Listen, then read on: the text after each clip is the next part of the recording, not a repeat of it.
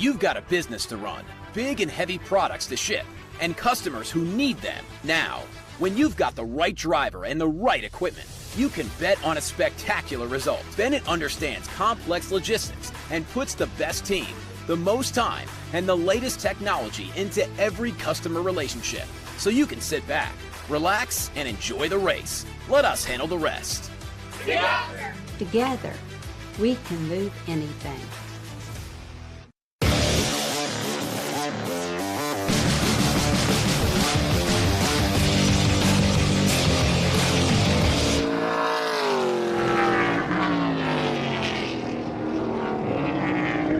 Hello and a warm welcome to the Sebring Speed Tour. We are live in 2024 for the Cube 3 Architecture TA2 race. Evan Slater and Ben Sissel alongside me. A lot of big changes. Massive field again, Evan. Exciting new year ahead. Yeah, definitely an exciting new year. Big field, a lot of Trans Am cars. I think there's probably close to 40 of them out there. And a lot of big changes with the teams. New drivers going to new teams. So everybody's here this weekend trying to show that their program is going to be fast for this year. So it's super exciting. Some guys have been driving all winter. Others haven't been in a seat and touched a race car in 4 months. So it's going to be interesting to see how it all works out today. And Ben, you're about to go and look at the grid, but the big news, unfortunately our champion, Cruz, isn't going to be here this weekend. He's ill. Yeah, unfortunately, Brent Cruz isn't here because he was going to race in the Cube 3 Architecture TA2 Series and in TA. So, Brent, get better, but your friend Connor Zilic is at the pole. Yeah, it doesn't get much better than that. Connor Zilic, of course, the winningest driver of 2023, and he's on the pole. Ben's going to do the grid. Me and Evan are going to go back to the booth. We'll see you in a minute.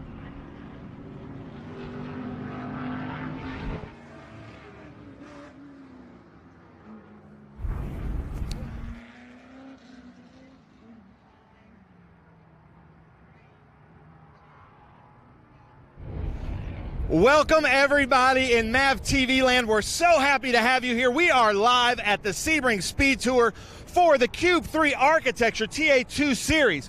We were just talking about what drivers were doing in the off-season. So, well, speaking of the off-season, here we have Connor Zilic, who just won the 24 Hours of Daytona in his LMP2 car, talking to Tony Perella, the owner of the Trans Am Series. And Tony, I mean, you're basically talking to the next Jimmy Johnson, Jeff Gordon running in your series. That's got to feel good. Honestly, I was just saying to him, it's been so fun to watch him come from nowhere to just dominate. And this is not an easy field to dominate by any stretch. And then with the deal he did at the 24, unbelievable. It's almost like a proud dad to see these kids develop. But he's an all-star. But talk to him. He's the brain. Well, Connor, come over here. Tony Perella, thank you so much. So, Connor Mosak is our pole award winner. So I guess we're going to start a new line of these. And, Connor Zilic, sorry, I'm gonna confuse Connor Mosak, Connor Zilic the whole time. Both with Silver Hair Racing, just making it even more confusing for us. I love it. So, back at Sebring, you're at the front of the pack, starting a new season. This has got to feel pretty good. Yeah, it's great to pick up where we left off last year. Unfortunately, at COTA, we couldn't grab the win at the end of the year, but this year is a brand new car. Connor's driving, the other Connor is driving the car I had last year, and it's great to have him and Boris under the tent this season. I got a lot of high hopes for them and hoping they can have a good season and hopefully get a championship with one of them. So, just glad to be back with my Silver Hair crew and, starting the weekend off well with the pole, and, hopefully we can keep it up front and get ourselves the first win of the year and my second win of the year after the Rolex 24. Nice. I love it. Connor Zilic here. Check this out. New car. I love when we start these new seasons in the Cube 3 Architecture TA2 Series because everybody's coming in with some new equipment. Speaking of, Rafa Matos, two-time champion, pulls up here in his new team car with Nitro. Rafa Matos, Rafa, we talk about this every year that we were so excited when Young Guns started and we've started bringing in all this talent, but now as a TA2 veteran, each year we're getting thicker and thicker with talent, making it more difficult for you, but you love the challenge, don't you? I love it. It's been a really good winter for us. Nitro Motorsports has done a fantastic job building 8 TA2 cars and also very fast race cars. We have 6 cars in the top 10.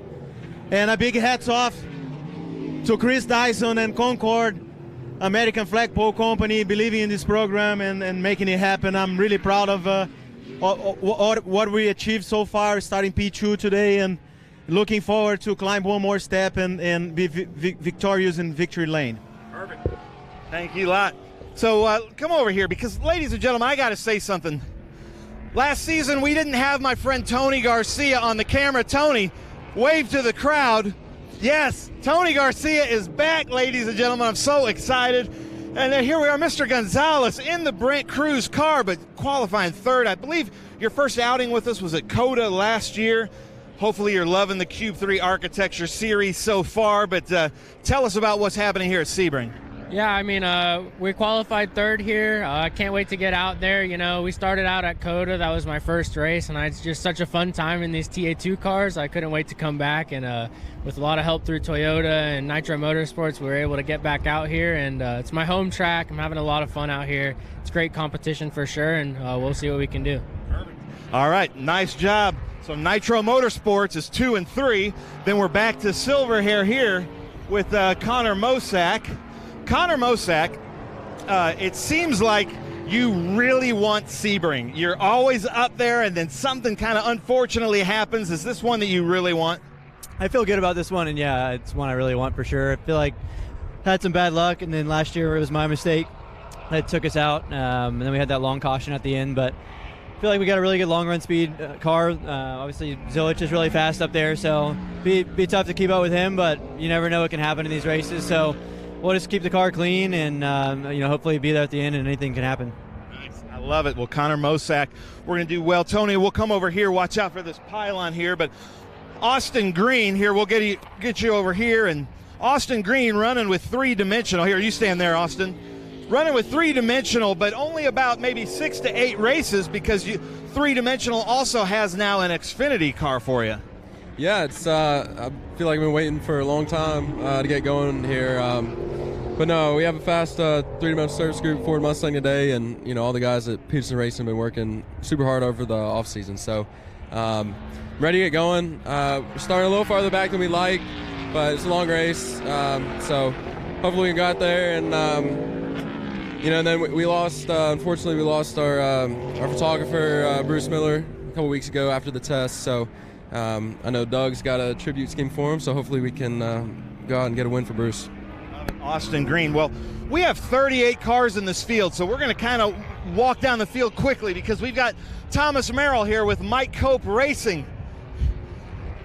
Then Gio Ruggiero here, a new driver with the series. Great to have him. I'm hearing he's huge talent. Thomas Annunziata, who was just at Daytona, finished second in the ARCA race. Unbelievable driver. He's out here. He actually had a tire puncture in qualifying. Then this Minn Kota Ben Mayer car here. Ben Mayer is back with us. Got the Gel Blaster uniform on. Then Darren Mock with the EB leadership last year, 2023, so look for him to really move up here in 2024. Thomas Merrill, I asked Rafa Matos, but is the other big seasoned veteran in the TA2 Series, and then I know you've coached and worked with a lot of these younger drivers, but now this thing kind of seems to be kind of a blessing and a curse for you guys. I guess I'm a glutton for punishment that way, right? But it's always a pleasure to race against the youngest and sharpest. So I'm happy to be here and looking forward to another great season with Cope and with HP Tuners. Nice. I love it. Well, I'll see you out there. Thomas usually has a good running here. We've got Kevin Bichelle here with M1 Franklin Road Company. And look at all of this brand new livery. Adrian Lostowski. Josh Hurley. Josh Hurley has been on the podium with us in TA. We're going to see what he's doing. So, Jonathan, we're going to keep going through this, but I'm going to send it back to you, Jonathan. Thanks, Ben. Yeah, a beautiful day here. Interesting, we've just had a situation here at Sebring where we've got a little bit of water that could creep onto the front straight, so we're keeping an eye on that. But just in front of your picture there's quite a lot of water down. But as you can see, we have a full field. A little bit breezy, not as bad as yesterday actually. It was very strong winds yesterday, gusty too, and that affected a lot of the drivers in qualifying. But it really is a fascinating sight. This, of course, the site of the first ever 1966 Trans Am race, and it was a race won by Jochen Rindt in a GTA Alfa Romeo. How we have changed, but we still remain true to the format of sedans, because of course tomorrow you'll see TA, and we'll also have those production cars from XGTS, GT and GT looking high over the hairpin, the Cube 3 Turn 7 hairpin, one of the best places for an overtake. And you're in for a treat today, because the man sat alongside me today is Evan Slater, and of course Evan was 5th here last year, so knows all about racing here. How was the race here last year? It was great last year for me. I started 6th, I think, on the outside row, so then we made our way up to 5th. It wasn't like super crazy of a race. It was kind of managing the car. And we only had 5th for pace-wise. I mean, we just couldn't really. I mean, we could keep up with the guys in front, but we didn't really have enough pace to pass them. So we were struggling with some setup stuff. But it was the first race of the year, getting used to the new car, getting used to the new team. So, I mean, overall, it was a good finish. We got good points, and it ended up with 5th in the points position. So great start. There's the onboard of Tommy Sheehan in the Pro-Am series this year, therefore not doing a full season, but racing in Pro-Am, one of our most experienced drivers. And we'll be on board with him, as we will be with Adrian Lostowski. Look at that car park packed today. All sorts of car shows, etc. as we count down the Omologato Countdown to Green. Looking forward to what should be a great round 1.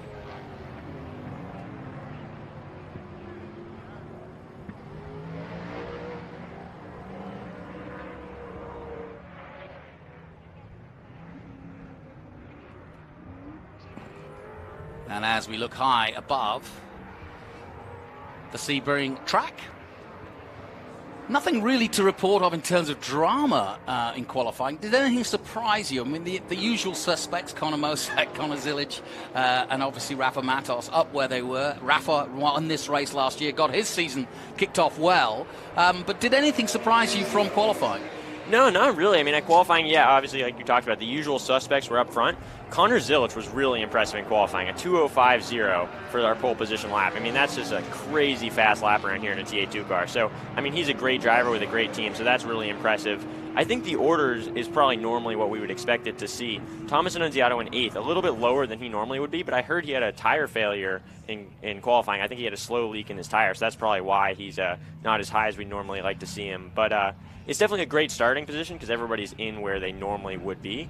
So it'll lead us for a great race because everybody's racing with people that are similar speeds that they are. Yeah, Annunziato, of course, winner of the last race of the season at COTA last time out. So it was good to see Thomas. I'm looking for a big season from him, a sort of breakout season from him. He's been around and been very close to winning all of last year, but finally got the monkey off his back, so to speak, at COTA. And I think he's going to take that confidence with him. Yeah, I mean, he's a great driver and he's in a great car. That Nitro Motorsports team really puts together a great car. So, yeah, I'm really expecting a lot from him this season. I think he'll be he's a great driver, so he just needs to get that consistency and get those points and be there in the end.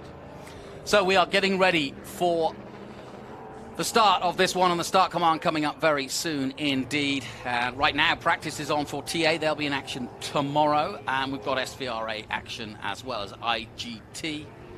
So looking forward to all of the above.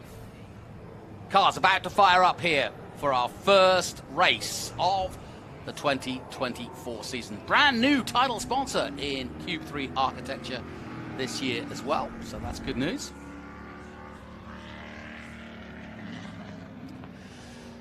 And of course, our broadcast partner, MAV TV, live throughout the United States on select and also highlights. But let's go now down to the pre-grid and join Ben Sissel for our start command.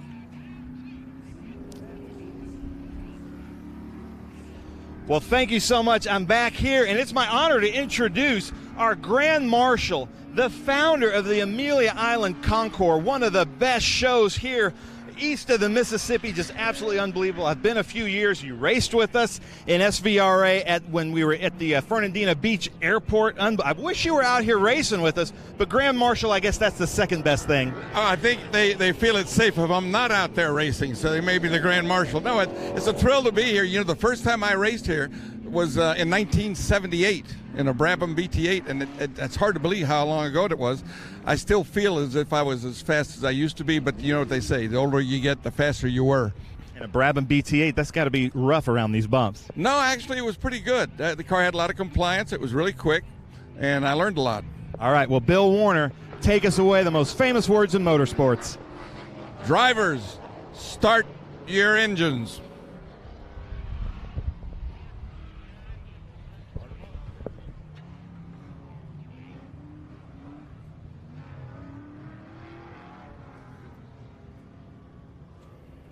Here we go then. About to get those engines kicked off. I was hoping we'd get a roar from somebody, but we'll wait for a second. Adrian Lostowski, we'll be on board with him. We'll also be on board with Sheehan.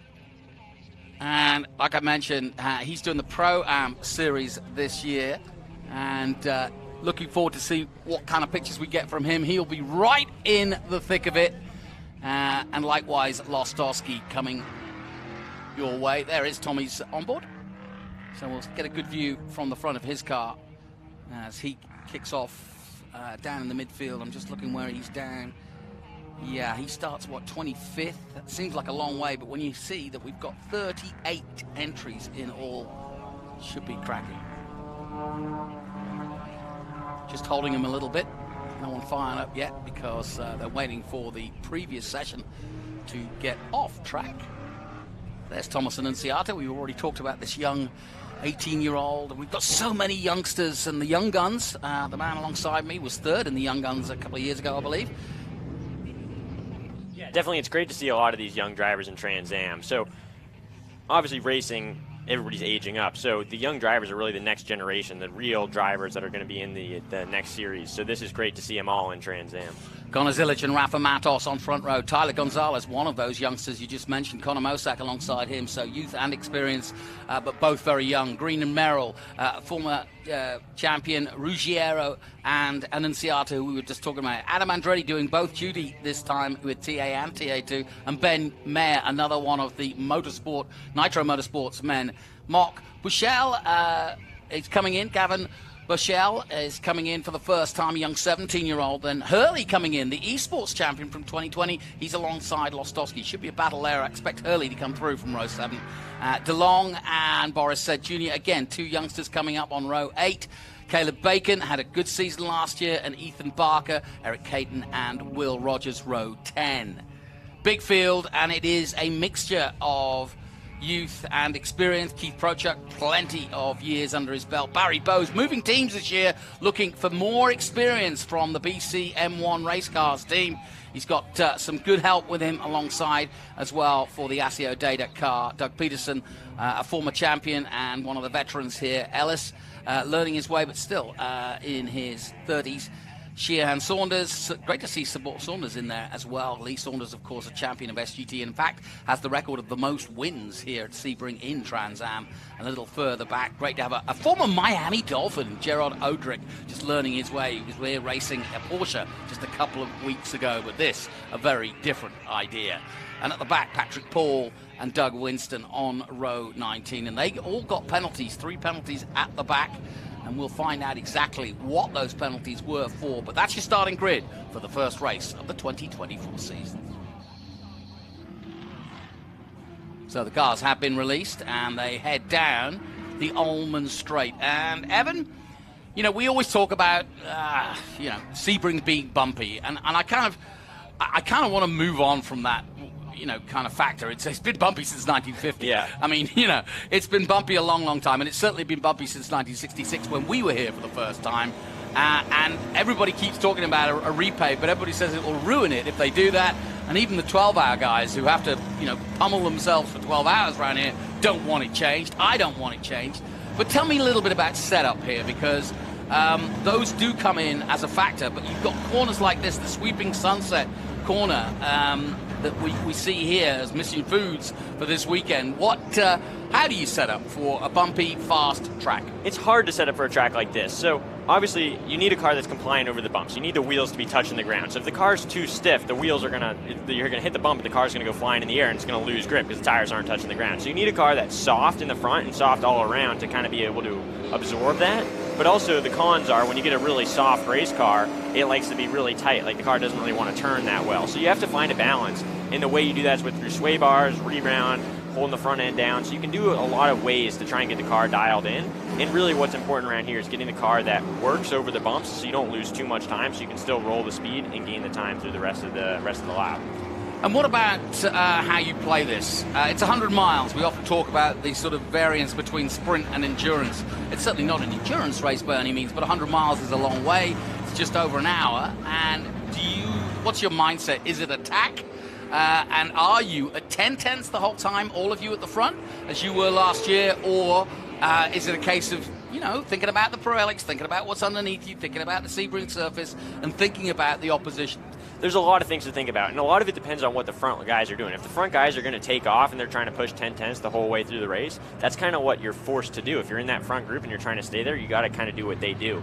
But I would say my normal mindset from going around here is attack in the beginning. In the beginning of the race, when all the cars are really bunched up close together, you need to get a good start, a good drive to try and get as many places as you can, and then just be there in the end of the race so you can race for the win. Let's take a look at the track Raceway for the first race of the Trans Am season. This track's fun, it's fast, it's technical, and most importantly, it's bumpy.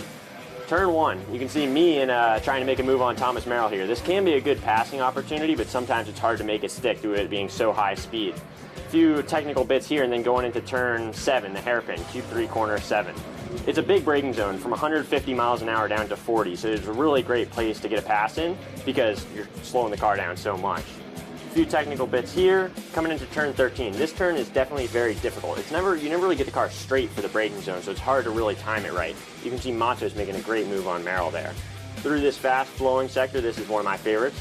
And then going into turn 17. This turn is crazy. So it's super bumpy, it's hard to find the right line, and it's super wide. You can see Zilich making a great move on Wood there. It's really a great passing opportunity in turn 17 because of the hard braking and the different lines you can take. And that's a lap around Sebring International Raceway. Almost 4 miles, and it's a tough one, and a great illustration. Thank you for that, Evan. We've got a good insight there, and there's lots of places to overtake, the hairpin being obvious. And that sunset, that last corner, the Mission Foods sunset bend, as you say, several little different lines through there, and very bumpy. So always a chance for mistakes and a chance to make up some time. But here's the previous winners. Rafa Matos won it several times, 3 times in the last few years, and he's obviously favourite. Thomas Merrill, though, won it in 2021. He's out there, and he's right there in 6th position. Matos starts 2nd. We've got youngsters in Tyler Gonzalez. I'm really looking forward to seeing what he can do. Gonzalez, another one of the youngsters coming through. He's part of the TRT program, and he's another one wanting to make a name for himself. He won the GR Toyota Series last year in '86. So we are lined up down the back, Ullman straight. We'll be on board with Lostowski and Tommy Sheehan for sure. And the pace car will pull out of proceedings and leave these American muscle cars to do what they've been doing since 1966. And we feel it still, in the words of Portugal the Man. Here we go. Q3 Architecture TA2 Series roars into action here at Sebring. Side by side at the moment, Matos and Zilich. Matos in the all-white new colours for Nitro Motorsport will try and get the jump, but the number 7 silver hair is a silver fox. Nicely done by Zilich. Takes the inside line. Matos goes high and wide. It's not over yet. And a little bit of bumping and bruising here through. You can see how the bumps affect these cars as they dive into the first tight turn 3 turn and head towards the bridge for the first time, Evan. Yeah, I mean, it was a great start. Pretty clean, no contact, really. I mean, some slight bumping and banging, but that's part of racing. So, really great start. Oh, you can see Ben Mayer off the track right there. Adrian Lostowski is going to maximize on that bad drive out of the corner from Ben Mayer, and he's going to make up that position. Yeah, good gain by Lostowski, and we all were on board with that. And Ben Mayer just taking to the grass for a moment.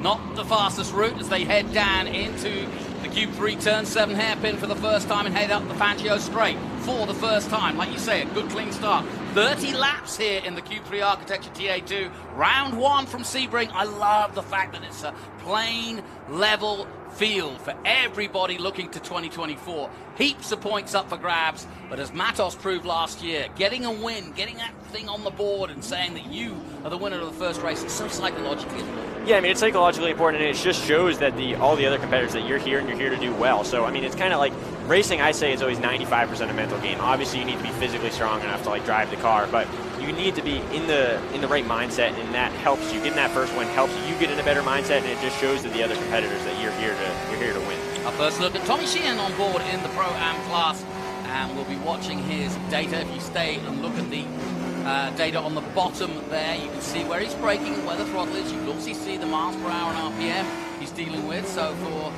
the wannabe racers out there, you've got a good insight as to how they come down the Almond Straight. And I was clocking them yesterday, and there's some very big top speeds coming through there. It's a long straight, the Almond Straight. It kind of belies just how long it is from the camera angle. As Annunziata dives through ahead of Merrill, a former winner here, bouncing over the curbs at Sunset. But it's a good lead at the moment for Connor Zilic. Zilic looking very good so far. Matos second, Gonzalez third, Austin Green fourth in the all-yellow three-dimensional surfaces. Annunziata under pressure from Merrill.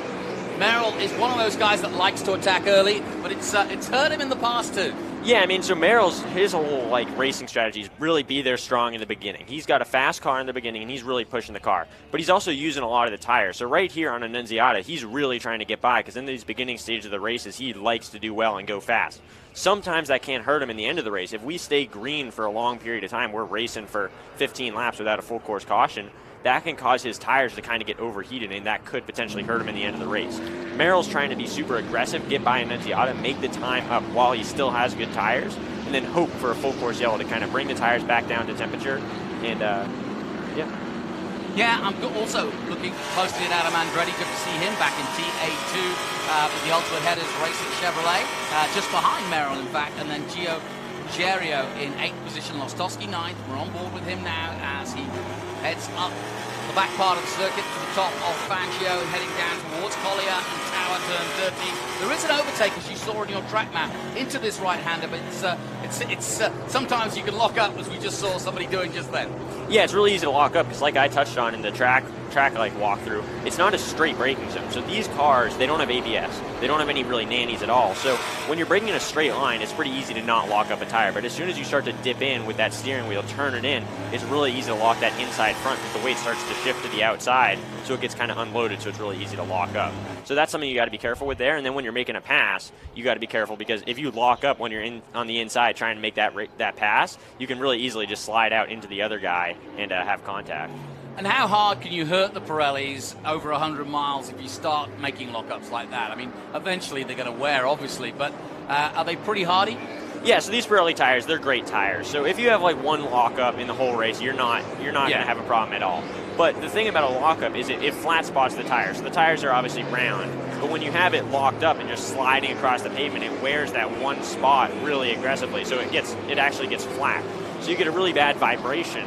And then the problem is once you do that, once you flat spot these tires, any racing tire, it's really hard, because whenever you hit the brakes, it's going to want to find that spot and just lock up again. So if you have a lockup with one of these Pirelli tires, you got to make sure to not lock it up again, so then you can actually have that flat spot kind of round out over time. These tires are great. So with these cars and these 100 miles, great move by, what is that? I don't know what car that is, but great move by him. So with these tires, you can kind of drive them really hard through the whole race. You just got to be careful with the rear tires. These cars have so much horsepower that you can just get wheel spin really easily.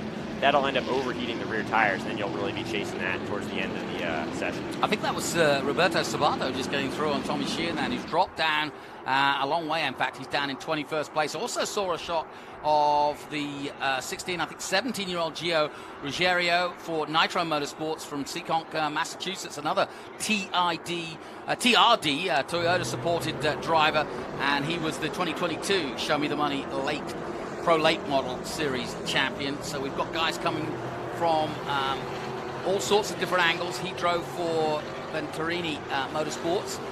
And this is his first Trans Am race, so we'll keep an eye on the number 40, who's currently in 8th position. We go back on board with Lostowski. Lostowski in 9th, just behind the man I was talking about. Yeah, I'm just watching that car from the inboard. You can see in the lower right, you can see his hands. So he doesn't seem to be fighting the car that much. So that means he's got a race car he's pretty happy with. The car doesn't seem like it's really tight. It doesn't seem like it's pushing anywhere. And the rear end doesn't seem like it's sliding around too much. So it seems like Adrian Lostowski is a really great race car that he's happy with right now. Yep, the CMI spot-on Sir Ford Mustang going good.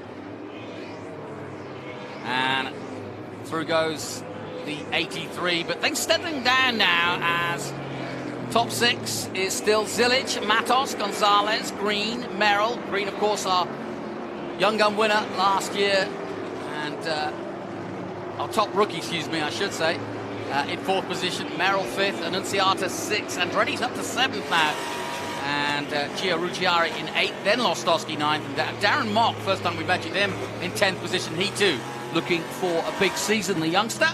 And all of those youngsters I mentioned, and they range between, 16 and 24, but they're all going for the Young Guns title. 20,000 up for grabs. You were up in that battle, and I love to see all you youngsters fighting each other, even though you're not necessarily in the same position next to each other. Yeah, I mean, it's definitely interesting because it's like you're fighting for this other championship, but you're also still fighting for the main national championship. So when I was out there, obviously I'd rather be out there right now than the commentary, no offense, but when I was out there, it's none taken. It's interesting because you don't really focus on the other championships. You don't really think about the championship too much. You just think about trying to get the points for this race. You obviously, this is the first race of the season, so you can't control what's happening 10 races in. So right here in this state, they're just trying to focus on finishing this race, getting as much points as they can, and they'll start worrying about that $20,000 Young Gun scholarship and the national championship towards the last few races when it really is up for grabs.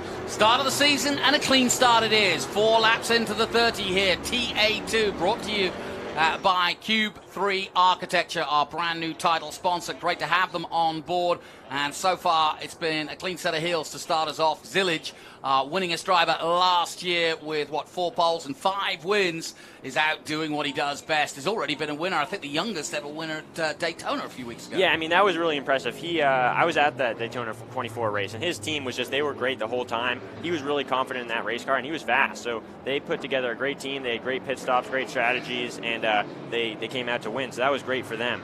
Connor Zilic just, in this race, it's not in the 24, in this race, he just clocked the fastest lap of the session, and a 2:07.1. So he's been consistently half a second to a second a lap faster than Rafa Matos in the lead, and he's just building that lead to now 3.8 seconds. So he's doing a great job.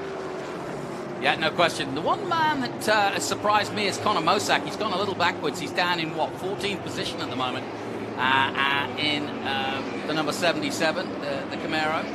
Yeah, that's really surprising for him. I mean, he's a great driver. I think he was, I don't want to get this wrong because I don't know too much, but I think he was either an Xfinity or a truck driver last year in NASCAR. Yep.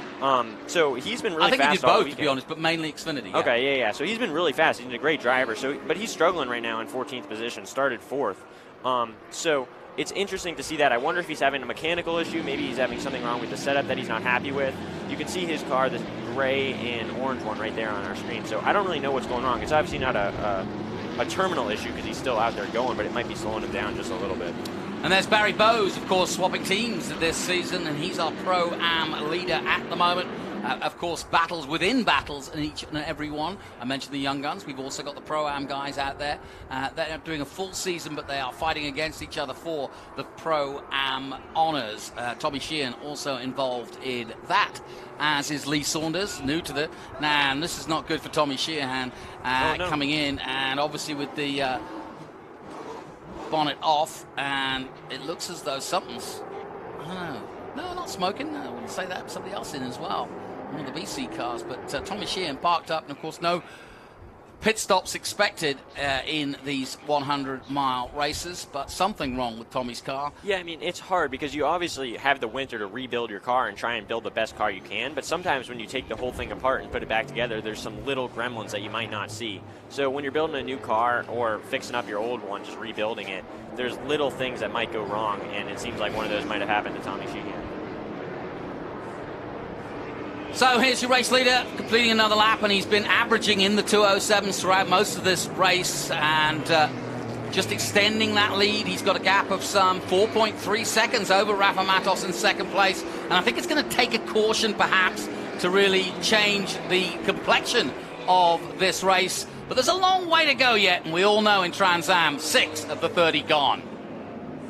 Yeah, just looking at that number 7 Silverhair racing car, that car looks dialed in. I mean, it doesn't seem like he's sliding the rear. It doesn't seem like the car's like not wanting to turn. It just seems like the thing is hooked up and just glued to the racetrack. So I think he's just having a breeze of a time driving that car because it seems like it's so dialed in. like you can see right here, he's not having to, if you're looking at the front wheels, you can see he's not really having to fight it, and on the exit there, he's not having any big slides. It's just he's putting the power down smooth, and that's where he's really gaining all his time. I think what was so impressive about Zilic last year was he had to make several dashes from the back of the grid, and even at street races, was able to do that, make passes and make moves and use what he had underneath him, whether it be from a qualifying situation or a penalty that he was given. But he was able to just really make his way through, and that's what impressed me last year. And he really is becoming the ultimate man. And of course, winning at Detroit in front of Chevrolet was no harm, no foul for him. Oh no, Doug Peterson. Doug Peterson also in, and he's got that special livery this weekend. And you'll see it there. You can see not the usual yellow three-dimensional colors. And he is making a memory of Barry Moore, who passed away recently, and so therefore, and of course he was a former military man, so he is paying homage to him, but sadly not where he wants to be, the former champion. Running Austin Green only. They've shrunk down the team as three-dimensional, and maybe that's a feeling that Doug just wants to concentrate on the youngster Austin Green, who also is doing some Xfinity work too, and he's going to be representing Doug Peterson. So I think Doug kind of spreading out in one way and then slimming down his Trans Am action the other way, but still enjoying it, I'm sure. Now you see the gap between first, second and third as they cross the strip. And in fourth place is the teammate to Peterson. That is Austin Green in the more traditional three-dimensional services colours. Austin Green currently in the 89 in fourth position. Merrill behind him in fifth, and Annunziata in sixth. Andretti has moved up to seventh.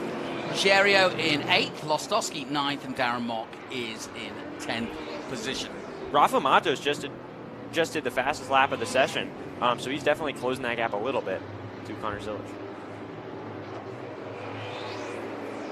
Good point. Rafa Matos doing the quickest lap, and Evan, you picked up on that nicely because we need Rafa to. He's just dipped into the 2:06.9, so he's obviously not wanting to lose any more pace on Connor Zilic because the gap has gone quite high up. He's got a decent gap. It's nice to see him in these new colors, these red, white, and blue colors for Nitro Motorsports. And I guess the reason he's there is that he just wants to keep swapping it up and wants to keep helping. He's also got a scholarship as well, a Pirella scholarship for helping the youngsters in, or going to help the youngsters in Nitro Motorsports. And that's going to be great for any youngster, isn't it? Yeah, for sure. I mean, Rafa Matos obviously so much experience, so he can be a great mentor. He knows so much. He's raced, I think he was an Indy Lights champion. Oh, Doug Peterson out of the car, so that must be a terminal issue. Yeah. But Rafa Matos, who raced for Doug Peterson last year, actually, he's done a lot of stuff. I mean, he's an Indy Lights rookie, or Indy Lights champion, IndyCar Rookie of the Year. So he has a lot of experience. Rafa Matos does.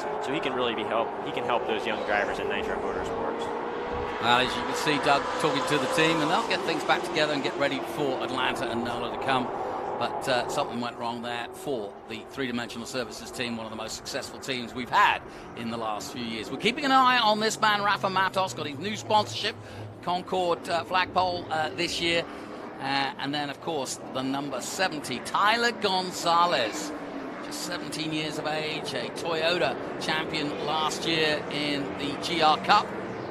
And did do one race, did Tyler, at COTA last year. So we've seen him in a TA2 car, but this is his first real run. And we'll be watching for big things from him. Just 19 years of age.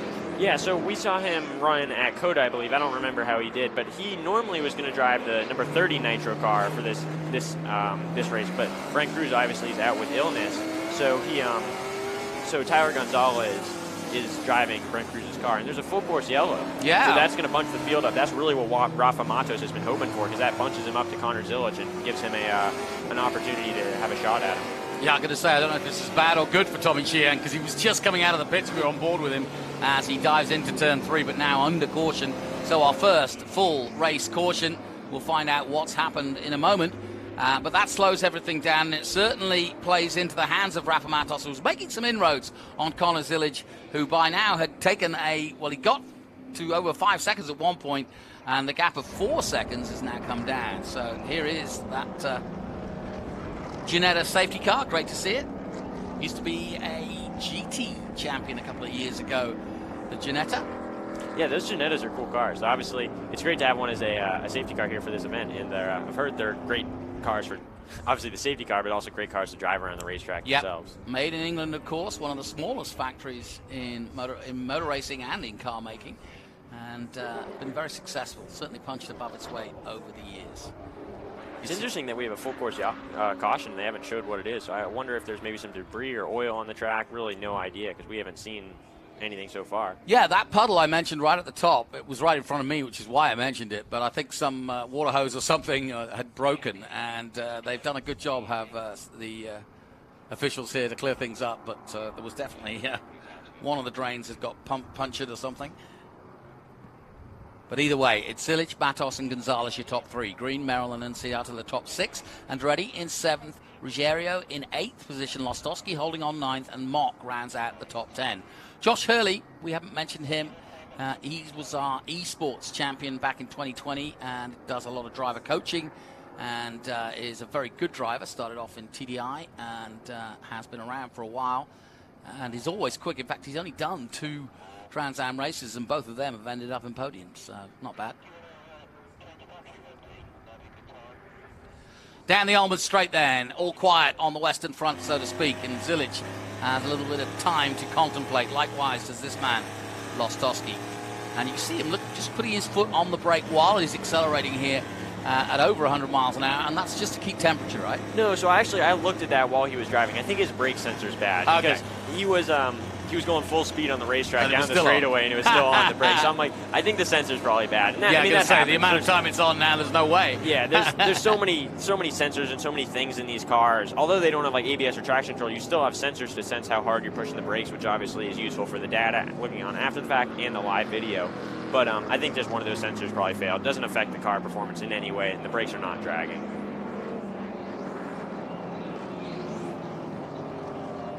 So we're down on the caution for the first time in the year. This is the first round of the Q3 Architecture TA2 season. And like I said, a huge field of some 39 entries at the birthplace of where Trans Am began back in 1966, some 58 years ago. Pretty impressive when you think about it. The longest running road race championship in the USA, and long may it continue. It's having a real renaissance at the moment, with young talent coming through, trying to get experience to make it to the next level of motor racing, whether that be SRO or IMSA or, of course, NASCAR. A lot of these youngsters looking for road course experience. As we look at the number 81 going through shot, that's Jared Odrick. Welcome him. It's great to have an ex-NFL footballer on board. He gets better all the time, and not a youngster. He's been around. He's retired from football, in fact. But while we wait for the resumption, let's head down to Ben in the pit lane.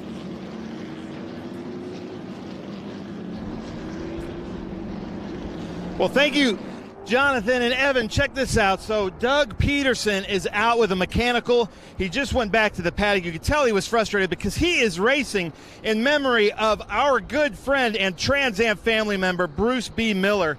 And if you don't mind, I'm going to kind of indulge it a little bit, because as a track photographer, videographer, and Bruce being the first one at events, we hung out quite a bit. And I always felt like he had my back when we were out there shooting photos behind the wall of the racetrack. A Vietnam Army veteran. I think about him every time I drive to the tracks, because he gave me one of his pins that I put up in the ceiling of my truck. So to the Peterson family, to the Bruce Miller family, my condolences go out. We've lost a great member of the Trans Am family. Doug Peterson, so sorry to go out with a mechanical in Bruce's honor.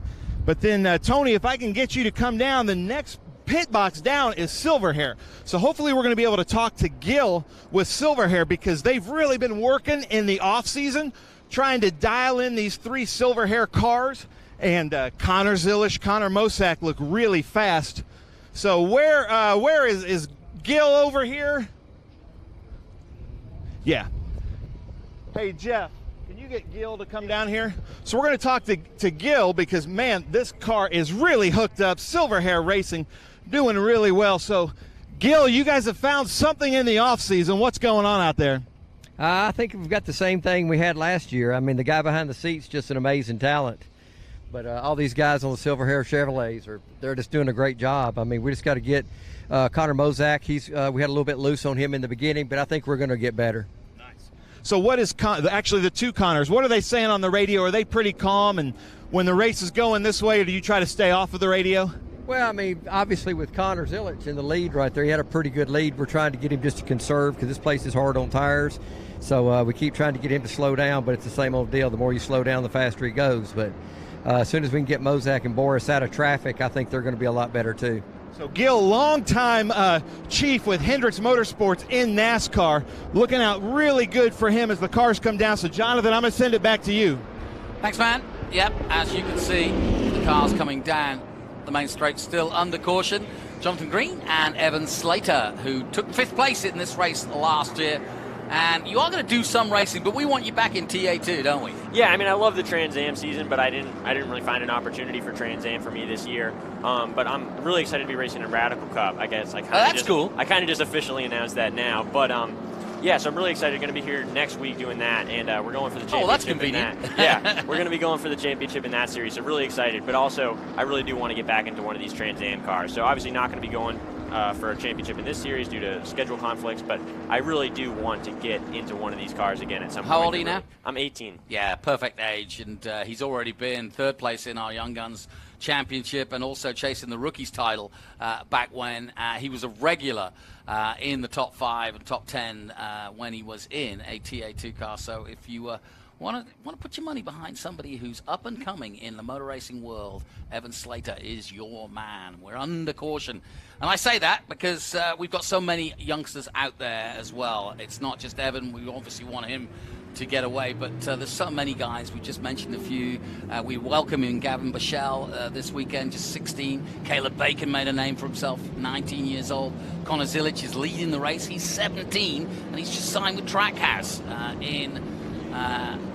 here in the USA. He'll be doing quite a lot of work with them and working with the likes of Shane Van Gisbergen and Ethan Barker, another 18-year-old. So Parker DeLong, you know, these guys coming through. It's great to have so many youngsters like yourselves. And, of course, don't forget that Young Guns Championship worth $20,000 to the winner. And Brent Cruz is our current champion at just 15. And I think he really is. With Connor, they grew up racing karts together at the world level. And, of course, back at home here in the USA. But they've been the poster boys, the poster child, as it were, of the new era of Trans Am. And long may it continue. I hope more youngsters are encouraged to take on these big monsters. Yeah, for sure. I mean, the more Young Guns you see in this series, the more Young Guns want to come to this series. So it's great because the more there are, it just shows that this is the place to be, and this shows that this can be a great pathway, and it can be a great destination for racing if you're trying to make a name for yourself. Yeah, and it's a good friendly paddock too. You get like the likes of Rafa Matos are quite happy to share their information, share their wisdom, having competed for some 20 years or so. Same with the Adam Andretti. You really do get a chance, and I don't know, you tell me, I'm not a driver, but do you get advice from these older guys? Yeah, I mean, it's interesting because you want to ask them for advice, but you also don't. Like, you don't want to, there's some things they just won't share. So, like, if they're doing anything confidential or are there any, like, speed secrets that they really think are secret, they're not going to tell you. But, I mean, if you have any advice on, like, your racing pathway or, like, just advice on about the basic things of driving these cars, they'll totally be super open to share. And, I mean, and that's a great thing. You don't want to have everybody, like, mad at each other and the drivers not talking with each other. But in this great series, you can see, like, on the grid, when all the drivers aren't getting in their car yet, they're all chatting, they're all having a good conversation. So it's great to see everybody being kind of like it's more of a family than just a racing series. Lights are out on the pace car, so that means we're going green this time, I believe. We are going green in a moment's time.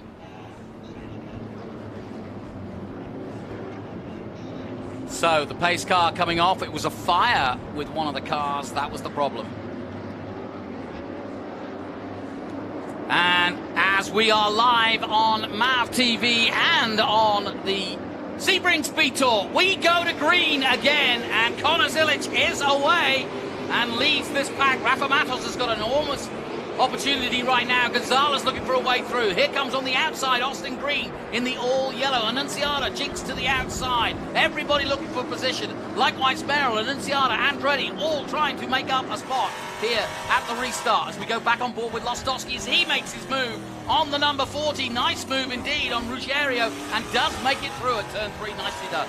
Yeah, I mean, that was a great move. Super, just like textbook, just outbreaking the guy on the inside and then just forcing him out. So then that's your line at that point. So great move, textbook move, and now he's just looking forward to the next guy. Staying on board with Lostowski as he tries to make his way through.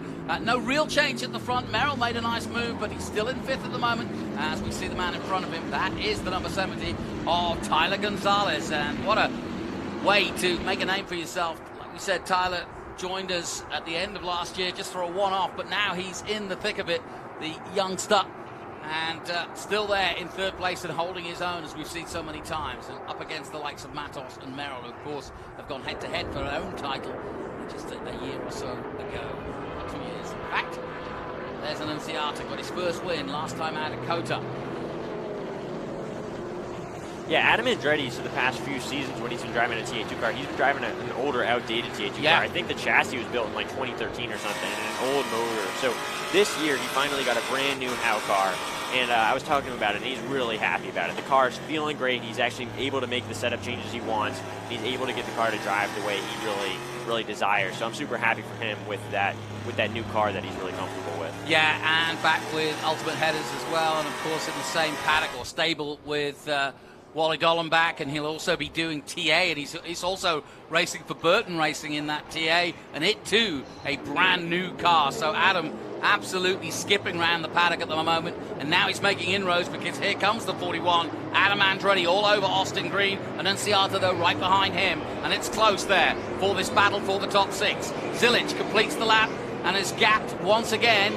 The man in 2nd place, Rafa Matos. 12 of the 27 laps gone. The first round of the Cube 3 Architecture TA2 Series. Annunziata right there with Andretti as they dive through one. Where's the obvious place? Is it the hairpin?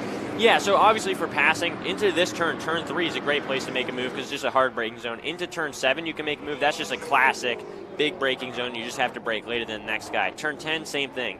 Really smooth, great braking zone to just outbrake the guy. Turn 13, like we saw in the a little bit earlier, you can make a move there. It's slightly harder to make it stick, but you certainly can. And then into Sunset Bend, turn 17, you can make a move just by outbraking the guy as well. Well, Annunziata looks to the inside, and is he going to make the move of the hairpin? Yes, he does. And at the Q3, turn 7 hairpin, through goes Annunziata, but Andretti comes back at him. Side by side, the youngster, and Andretti's gone wide. Has he gone off? That would be bad news for him, as Lostowski's also trying to do the same here on Annunziata. That was close racing. You can see Annunziata made a great move into the Cube 3 Architecture turn 7, but then on the exit, Andretti did not give it up. He just stayed there, and they were kind of dooring each other the way by, and then going into that little kink of turn 8, they were side by side, and I think Andretti ended up off the track a little bit and lost a few positions. Yeah, I'm going to see where he checks back in, because I don't think he actually went off. I think he went off and wide and then managed to rejoin. We'll soon find out, though, when they cross the line again then.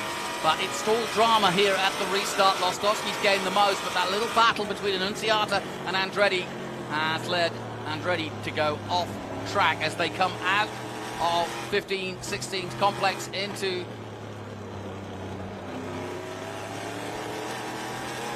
the Ullman Straight, and down that Ullman Straight they go. Zilic leading the way, dives into that last corner. And Austin Green that is, in the all-yellow three-dimensional services has managed to get a decent gap because of the shenanigans going on behind him. And that will give him pause for thought because he's got a little bit of breathing room now.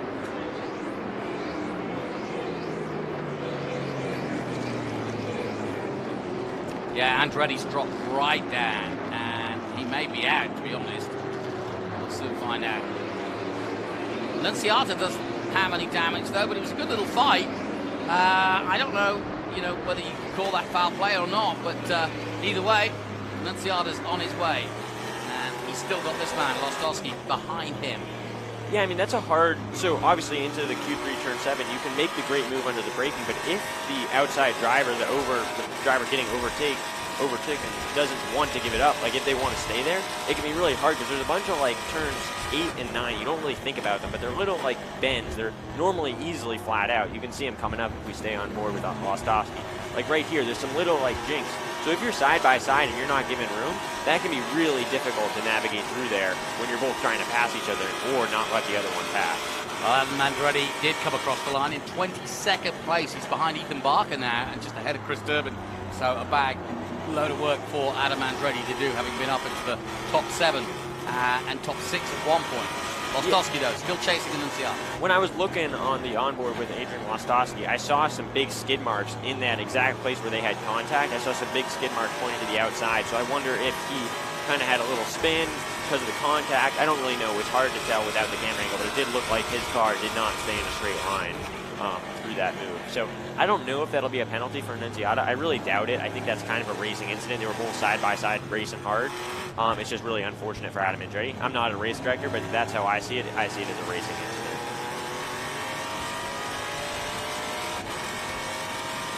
And we welcome our viewers on MAP TV live here for the Cube 3 TA2 Championship for 2024 from Sebring, the home of where it all began for Trans Am back in 1966. Jochen Rindt, you might have heard the name, became a great Formula One driver. He won the first ever race, a race that A.J. Foyt was in, and Paddy Hopkirk in a Mini, no less, all the way back in 66. Both those two drivers didn't finish, but Jochen Rindt in an Alfa Romeo did, and he started a tradition that we see here all the way in 2024. Great to see it continuing.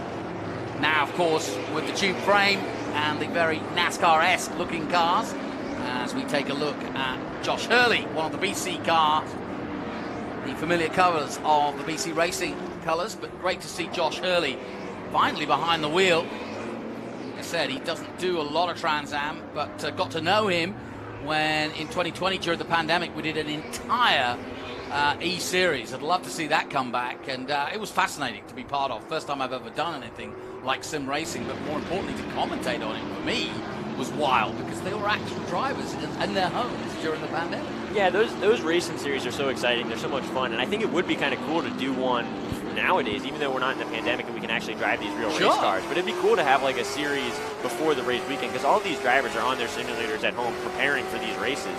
So it'd be cool to have an actual like event, a series where you're racing on the track that you're going to race in the Trans Am car maybe the week after. So that would be kind of cool. Rochuk getting the signal from Tommy Sheehan. You were on board when he saw it, just to go, hey, I see you, you're right behind me, you want to make the move, go for it, buddy. And Rochuk goes through in the number 9. Yeah, Tommy Sheehan's a lap down because he had to pit from the mechanical issue. Maybe he's a few laps down, so he just didn't want to interrupt Rochuk's race and just let him go by so that he can get the clean air and he can let his car cool down and just kind of drive with nobody in front of him. What are your expectations? You've obviously looked at the field. You've driven against most of them. There's a few new names that you may not have raced against, but who do you see as the obvious favourite if we take Cruz out of the equation for a second? For this race or for the championship? Both. So, I mean, I think Connor Zilic this weekend and the end of last year, he's been really unstoppable. So for this race, I think Connor Zilic is going to be really, really effective. I mean, so far the race has been in his hands. I mean, he just set the fastest lap at 2:06.7, which is like insanely fast. So I think this race he's kind of in control, but he's busy doing. I don't know. Actually, I don't know what's confidential with what he's doing, but I don't know what's announced yet. But he's doing some really cool things, some cool races, some cool series. So he's going to be busy. So he's only going to be able to do 3 Trans Am races, I believe. So he's definitely not going to be a championship contender. But I think a real championship contender will be Rafa Matos. I think he has the experience. He's fast. He's in a great car, great team. So I think Rafa Matos is really going to be fighting for the championship this year. And I mean, unfortunately, I don't think Brent Cruz is going to be in it because he missed the first race, so he missed out on these crucial points. So right now, looking like for this race, I think Connor Zilic is in the best place. For the championship so far, I think Rafa Matos. Yeah, and Rafa Matos, of course, going for the record number of wins in Trans Am, and he's equal at the moment, and he could get it. He could win that today if he's lucky.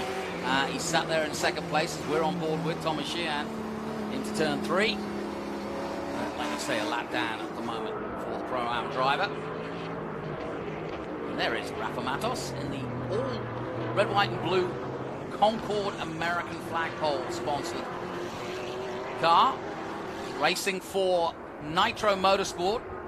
A big change for him, but I think he's relishing the opportunity to work with new folk and also perhaps work with some of the youngsters and help them along their way.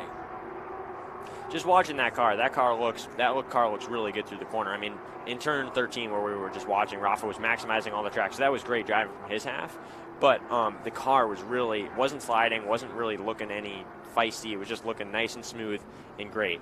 An interesting way to see with these cars, interesting to look at, is right on the front bumper on the bottom is the front splitter. So that's kind of what makes the front downforce for these cars. So you can watch it right there, the one that's super close to the front, super close to the ground. And that just gets all the air to start coming over the car and getting front downforce. So it's really interesting to watch the different ride heights of that front splitter. And then when you're getting it on the brakes, getting the nose of the car down to the ground, how close and how smooth that splitter can be in the braking zone. Like right there, you can see it was pretty smooth on the way in.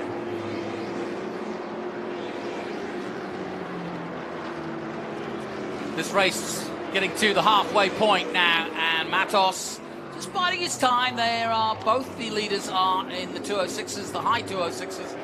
Last time out at 207.5, in fact, actually both of them dropping on Zilic to 207.549. But that's still very fast around here for sure in a TA2 car. No question about it. And I'm keeping an eye on Andretti. He's got up to 18, so he's made some time up from that incident he had. But he's really going to be working in that Chevrolet Ultimate Headers car. DeLong also trying to make his way up. And the top 6 is Zilic, Matos, Gonzalez, Merrill. Green drops to 5th. And Annunziato still in 6th place with Lostowski chasing him. Looking at Josh Hurley there for a moment in the 20. The BCR Greenlight Simulation Ford Mustang. And Greenlight Simulation is the company that Josh runs. Does a lot of simulation work. This is no surprise, therefore. He was our sim or e-sport champion back in the day. The 54 Optima Batteries car just pulled into the pit lane. I just saw that out our window from the commentary booth, so he must have some mechanical issue. I'm kind of looking to see what those mechanics are doing. They're kind of checking out the left front. We've had 3 cars come into the pits. Yeah, that's and Bruce all Raymond. All three have been looking at something in the left front of the car. So I don't really know what that is. And maybe they're cutting down tires. I don't think so. But maybe they're having suspension issues. It's really interesting because all 3 of the people that have been in the pits have been related to that corner of the car. Nice spot. I mean, yeah, that's Bruce Raymond we're looking at in the Optima Batteries car. And as you say, they're just quizzically looking. It's not specific, is it? They're not quite sure what the deal is. But anyway, Bruce Raymond is losing time. That fender's also a little bit, you can see the fender, the fiberglass is cracked a little bit. Yep. So I wonder if he had contact, maybe knocked the toe, knocked the alignment out, broke a suspension component. Really have no idea. Oh, they're putting a new tire on, so they must have cut one down.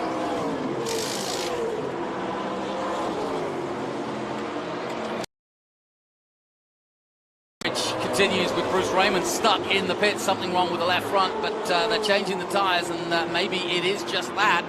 They were looking quite quizzically at the bodywork and underneath the brake duct and the brake pads, but they've just changed the tire. Now they're looking at the front right. This is Bruce Raymond, the Optima Batteries car, number 54, and stuck stationary, and this has got to be painful, no question about it. If you've just joined us, the drama we've had has been a battle at the front between Zilic, Matos, and Gonzalez, the top 3, and they have held station, although Gonzalez has done his quickest lap at 206.9. That's been the battle at the front.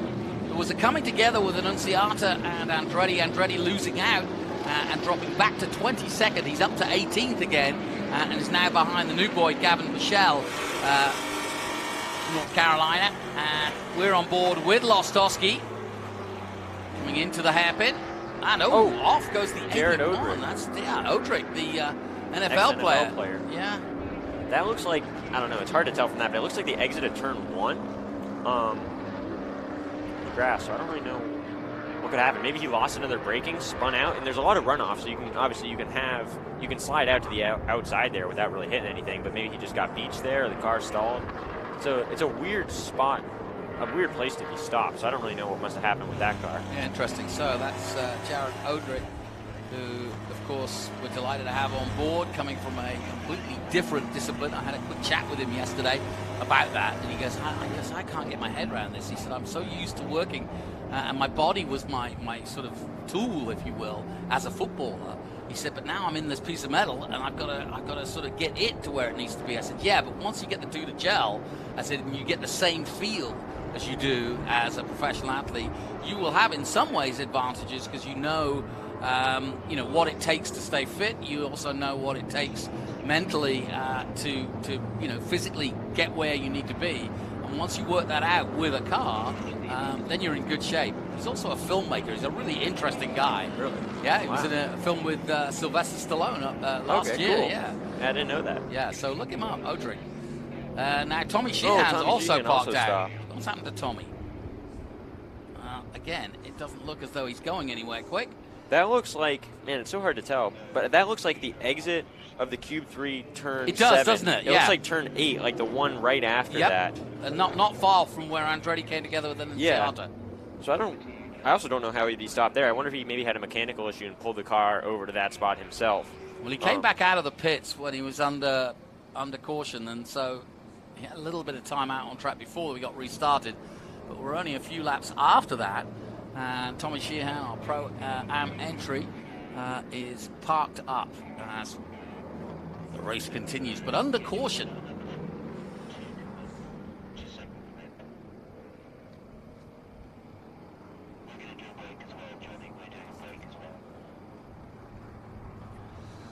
So we're under caution here at Sebring, the start of a brand new season. Evan Slater alongside me and looking to get back in Trans Am, the young 18-year-old who was 5th here last year. So keep an eye on his progress, and let's hope he gets back in the seat of a Trans Am car. Looks as though he's going to be doing a bit of radicals, which is not a bad idea either. But we're under caution right now, 2 cars off. One of them, the old man in some ways, in Tommy Sheehan, and Odrick, the new man to the sport. We'll take a short break. We'll be right back.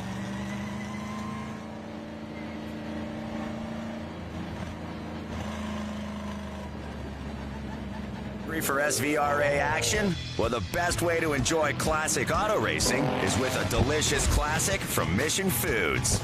Green flag your race-watching snacks with Mission's mouth-watering race day recipes. Try some of our tasty tacos, piled high nachos, fresh chips with guac, and more. So gear up your ride and fuel up those stomachs with delicious Mission Foods. Now that's too fast, too tasty. The Road Atlanta Speed Tour returns to Michelin Raceway, Road Atlanta, March 22nd through the 24th, featuring the Trans Am Series presented by Pirelli, the Sports Car Vintage Racing Association, International GT, Prototype Sprint Series Association, and the Formula Regional Promotion. Saturday, you can take part in the Haggerty Cars and Caffeine Car Show. You do not want to miss the Road Atlanta Speed Tour. Children 12 and under are free. For tickets, simply go to speedtour.net. We're here at Sebring.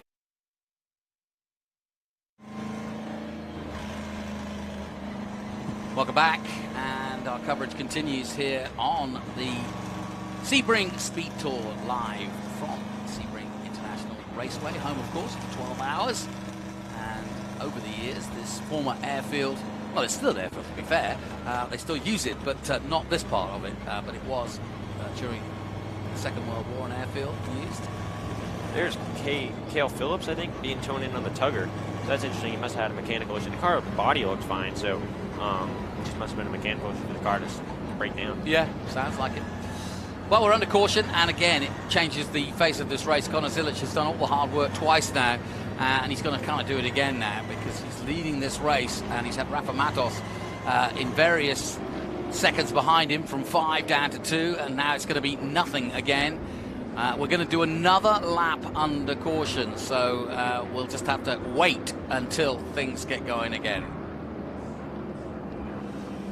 And we're delighted to welcome back our television partner in MAV TV this year. And don't forget, Thursday nights is your Trans Am nights. What else could you be doing on a Thursday night? There's no point in going out. There's no point in watching any other television station except MAV TV, because you can get the highlights of everything you need. Let's head down to pit lane. He's with Nitro Motorsports and Joe Claridge. That was a dress rehearsal. Thank you. I'm down here at Nitro Motorsports all the way down to the end of the pit wall, which is an honor you get when you win a championship with the Cube 3 TA2 Series. But I'm with Joe Claridge. Joe, as far as I can see right now, you've got Rafa in 2nd, Tyler Gonzalez in 3rd, and then Thomas Annunziata in 6th right now. It looks like you guys are doing pretty good. What are your drivers saying? Drivers aren't saying a whole lot, obviously. The cars are all running really, really well. Rafa's new to the team, bringing a lot. Unfortunately, we don't have Brent this weekend because he's not feeling well. Tyler's doing an amazing job filling in for him. And then, we got a little bit behind with Thomas, and of course he's doing a great job. Our goal is to finish 1, 2, 3, but for some reason the 7 keeps messing that up. But just keep trying, Everybody here is doing an awesome job. For as many cars as we have, this weekend's been really good. So you're somewhat of a new team to the Cube 3 Architecture TA2 Series. Just a few seasons.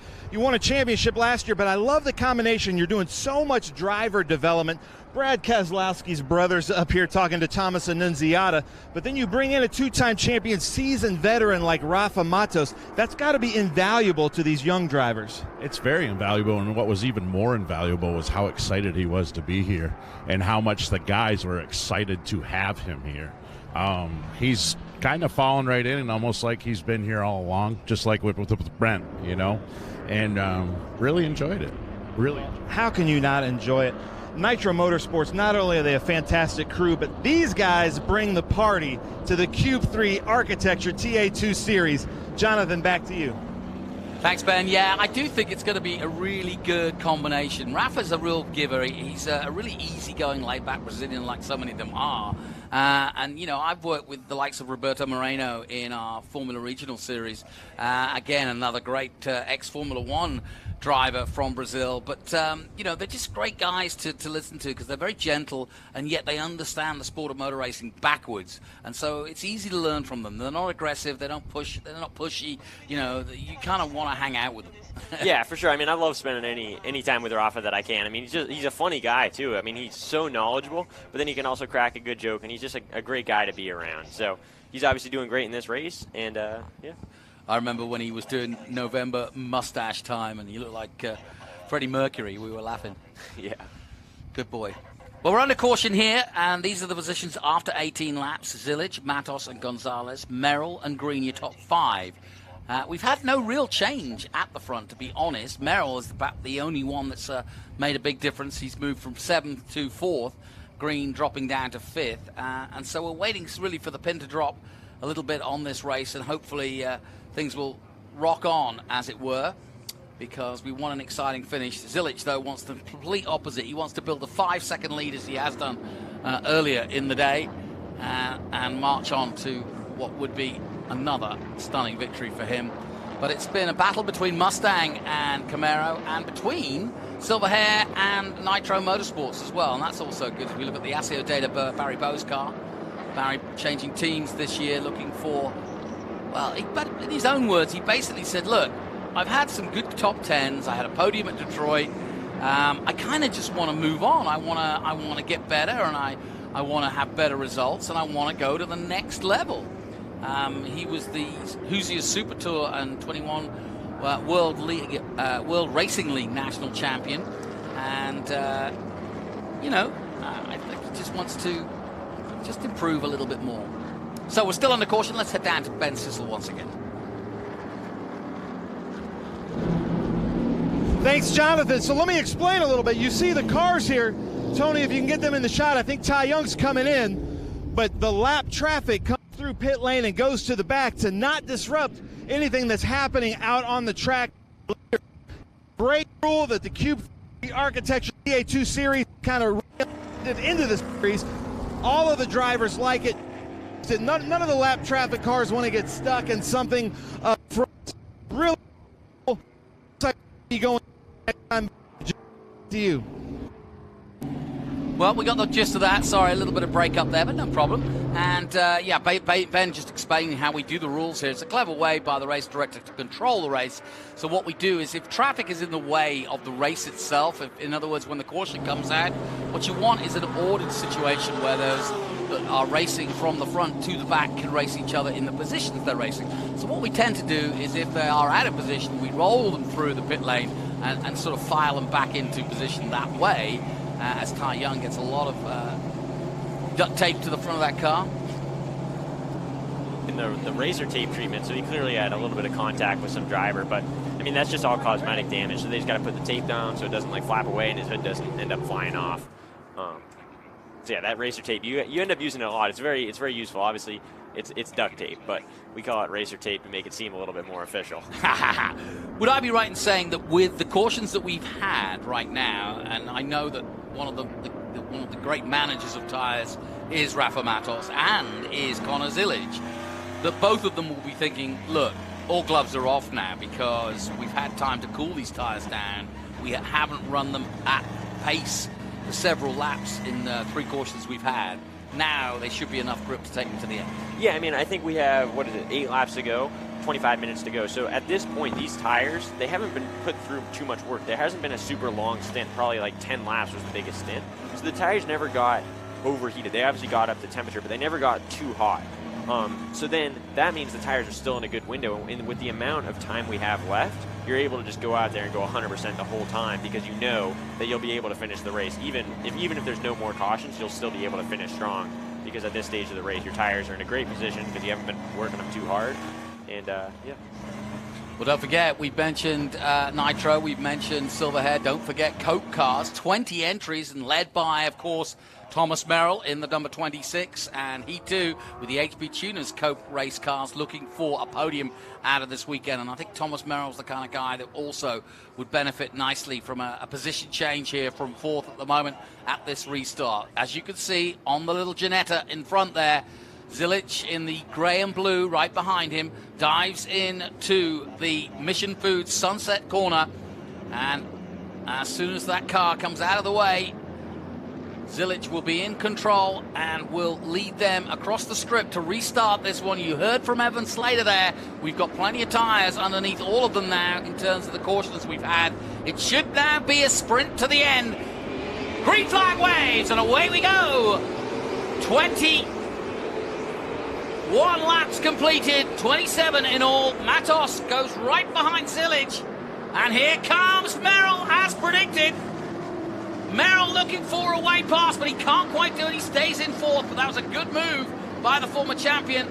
Yeah, Merrill tried to make a move around the outside there, which actually ended up opening up the inside for Austin Green to come on the inside. You can see right in front of Thomas Annunziato, there's Austin Green. Oh, and then he gets pushed wide so Thomas Annunziato can sneak through. Yeah, and Merrill's lost that place too, Annunziato, yeah. Yeah, an aggressive move by Thomas Merrill, but it really didn't work out for him, and instead of gaining 1 position, he ended up losing 2. That's just that can happen in racing. If you're trying to position your car to make an opportunity, you have to put your car in weird places, which can sometimes end up slowing you down and putting yourself in actually a worse position for the people behind you. Annunziato getting very aggressive now. He now wants to get past Austin Green and bounces over the curb. Down the Fangio, straight they go. Lostowski watching this all and waiting because he's got a chance of pouncing if any one of these 3 ahead of him makes a mistake. Merrill, though, desperate to get past after that loss out to Annunziato. Meanwhile, Green holding them all up here, the 4 of them. And as they race, so too does Rafa Matos. And in fact, Rafa's lost a place as well, too. Tyler Gonzalez. Gonzalez makes it up to 2nd place. Great move by the youngster on the veteran 2-time champion. Well, that'll make some stirring moments in the Nitro Motorsports debrief afterwards, because that is a great move by the young 17-year-old. Yeah, I mean, it's a great move. And then in Trans Am, we don't really have team orders. I don't know too much about what the Nitro Motorsports crew is, but I imagine in this stage of the season, they're not telling Tyler, don't pass, Rafa. Great to see that. Look at this, side-by-side action down the Ullman back straight they go. Over 160 miles an hour, it's side-by-side action. Zilic is out of the way. In 2nd place, Gonzalez. Austin Green on the outside, Thomas Annunziato on the inside, and he's going to make that stick. Yep, he has made it stick, and Annunziato is through on Green. Meanwhile, Lostowski. Oh, Austin Green's trying to come back for the over-under. Oh, Green gets... Well, he'll come to the outside. He'll try and see if he can nip past. Down the back, front straight they come.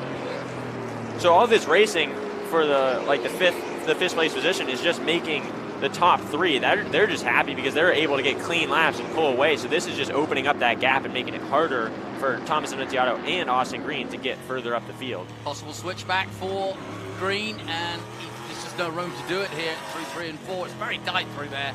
And then you head underneath the bridge coming up, and then down towards the hairpin, which is the obvious place for an overtake. But you've got to be really tucked in. Green's looking like he could make this move down towards the Q3 turn 7 hairpin. And by the hotel, of course. He's just not close enough to make that move. Although I say that. Thomas Merrill down the inside. Merrill, Adrian good. Lostowski. Yep, this is Merrill on Lostowski, and this is very reminiscent of what happened to Andretti, isn't it? Yeah, wow. But this time they made it stick, and they both came out clean. But just a little bit of rubbing there on exit, because neither of them want to give up the real estate they have, so they're pushing hard. Talking of Andretti, he's up to 15. Yeah, Lostowski got a bad run out of that last corner, so Caleb Bacon down the inside was able to try the move because he got a little bit of a better exit. Fun fact, Caleb Bacon is driving the same car that I drove here last year. He bought the car from my old my team owner. Yeah, that's a good story. I like that. So you know that car well. Yeah, I know that car. That car got 50 last year, so I don't know where they're running, but I think they're probably running it in 7th. Yep.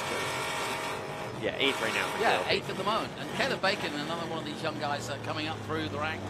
Great onboard shots from Lostowski, really seeing both he putting the car through his paces, but we're also watching closely on the car in front of him, which has been a great little battle. Thomas Merrill getting through, and here comes your leader, Zilic. The clock ticking down, though, as are the laps. We're going to finish 23 laps of the 27 now.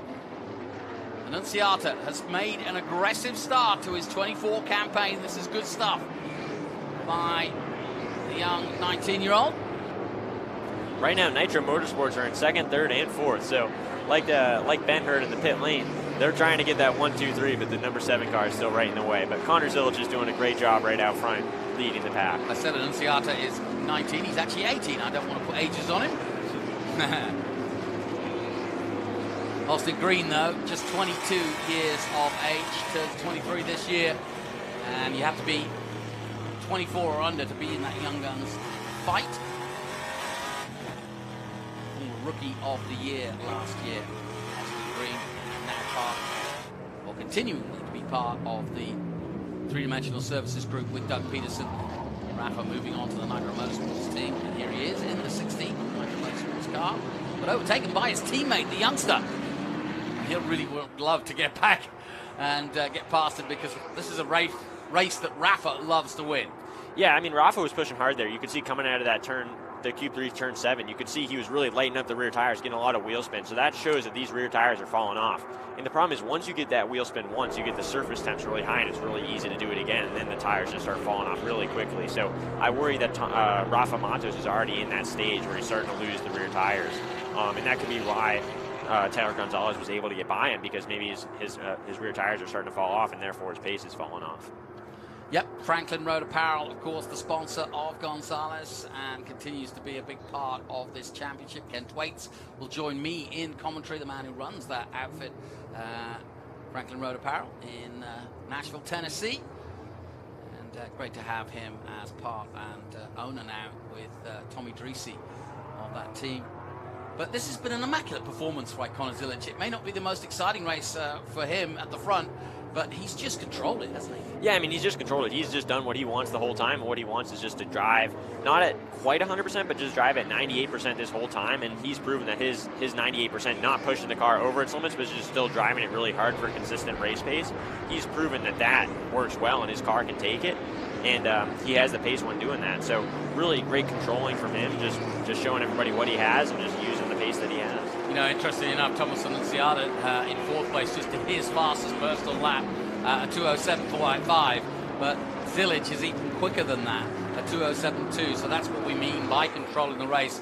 Even though fastest laps are being put in, he's actually quicker than the entire field right now, even at this stage of 24 of the 27 gone. High above then, looking at getting a little bit crowded going into 3 there in the mid-pack. Zilic on his way, in the gap, 1.6 seconds. Silverhair, what a great story. And Morris Hall and his team. Morris might be doing some racing later in the year, but once again with Conor Mosak and Connor Zilic, he's got a pretty impressive group behind him. Interestingly enough, Conor Mosak, who started in fourth position, is down in 12th. And like you say, we're really not sure what the deal is as to why Conor, because we would expect him at the sharp end, but down at 12th. When we were talking from the engineer with Silverhair, Ben was talking to them, he was saying the car's a little bit loose. So that means, what that means is the car is sliding around. The rear end of the car wants to kind of drift through all the corners. And obviously, drift cars are cool, but drifting is not fast around a racetrack. So So that's what he's struggling with. He can't put the power down. He can't really corner the car that well because the rear end just wants to slide and spin out. So he has to be really careful, and he's losing pace due to that. So that's unfortunate for him, but that happens. When you add all the fuel to the back of these cars, we've been running them in qualifying trim. We just qualified was the session before, so you have like no fuel, very lightweight, new tires. But when you add that 150 pounds of fuel to the back end of the car, it can make them drive in definitely different ways. So I think just adding that fuel obviously made his rear end step out a lot, and it gave him an unfortunate symptom, I guess, of the car being loose. Well, he's down in 12. He's got Bose behind him. Andretti's up to 14th. He's trying to chase both down. As going through shot is Adrian Lostowski in the all-new colours. It's hard not used to seeing him in the fast auto red and white and black. But we'll get used to it. Meanwhile, CB Motorsports, Caleb Bacon, nicely done. On Ben Mayer. Ben Mayer was in a tussle early on in the race, hit the grass, and another one of the youngsters on his way up, Ben Mayer, and his brother also races, even younger, and so we might be seeing a couple of those boys coming through, as well as Ben now in his, third season or second season, full season? He did his first full season last year, so this is his second full season. Yeah. He's starting right now. Yeah, big season for him, no question. DOE Marine. Yeah. Ford Mustang. Yeah. BOE Marine, there it is. So pushing away and back on board with Lostowski. The clock ticking down. 25 of the 27 gone.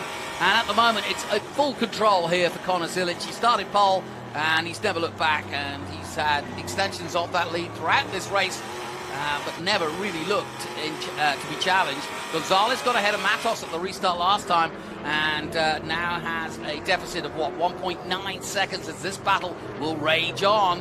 Yeah, Ben Mayer got past, but he's not giving it up. He's really pushing Caleb Bacon to his limits, and he's trying to get that place back. Yeah, this is for top 8, remember? Yeah, and then 2 laps to go, so they're using everything they have. He's really trying to get that place. Here they come. Past the Bennett's Bridge Hall, Bishop's Bend, and into 16, 15 and 16. That sector's so fun to drive through that high-speed Bennett Bridge Hall, Bishop's Bend. You're going like 140 miles an hour flat out, and then you're hard into a braking zone. It's so smooth. This track is known to be super bumpy, but that one sector is really smooth, and it's fun to drive. Let's see if Ben Mayer peeks his nose out into turn 17. No, he's going to wait. Possible turn 3, possible the hairpin, but time running out, and if he doesn't make it, somebody else might, because Boris said Jr. is just there too, just behind. And of course, he got Boris a really Jr., good run we hardly turn mentioned 17. him. Yeah, he did, didn't he? So I wonder if he's going to peek his nose on the inside into turn 1. Boris said got a good run. He's going to the outside. It's all on. Caleb Bacon under big praise. There's a slight mistake by the CB number 18. Oh yeah, went a little bit wide open Didn't door he? right for Caleb Bacon, or for Ben Mayer. Right? Yeah, he got a little wiggle on as though he was losing grip. And he also opened the door for Boris Jr. Boris Jr. That was beautifully done. Oh, that was a trick off the old man's hat. That was a Boris Said maneuver there by Jr. Nicely done. Yeah, so Caleb Bacon just lost a little bit of momentum there because he went too late on the brakes into turn 1, so then he ran wide, couldn't get the power down. So then on that short shoot into turn 3, he just didn't have the speed.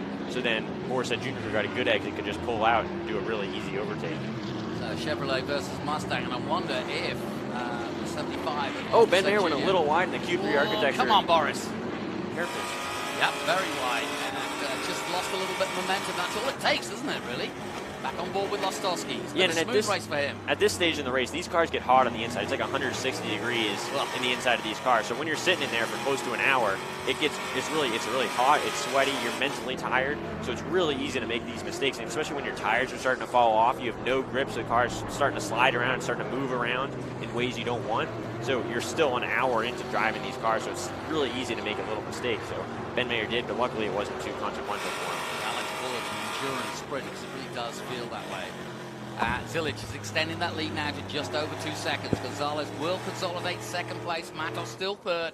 And that's a Chevrolet Ford for the podium. But here comes Conor Zilic, waiting for the white flag. And he'll see it this time round in front of our commentary booth. There it is. And Zilic starts his last lap here. The battle is still on for third place.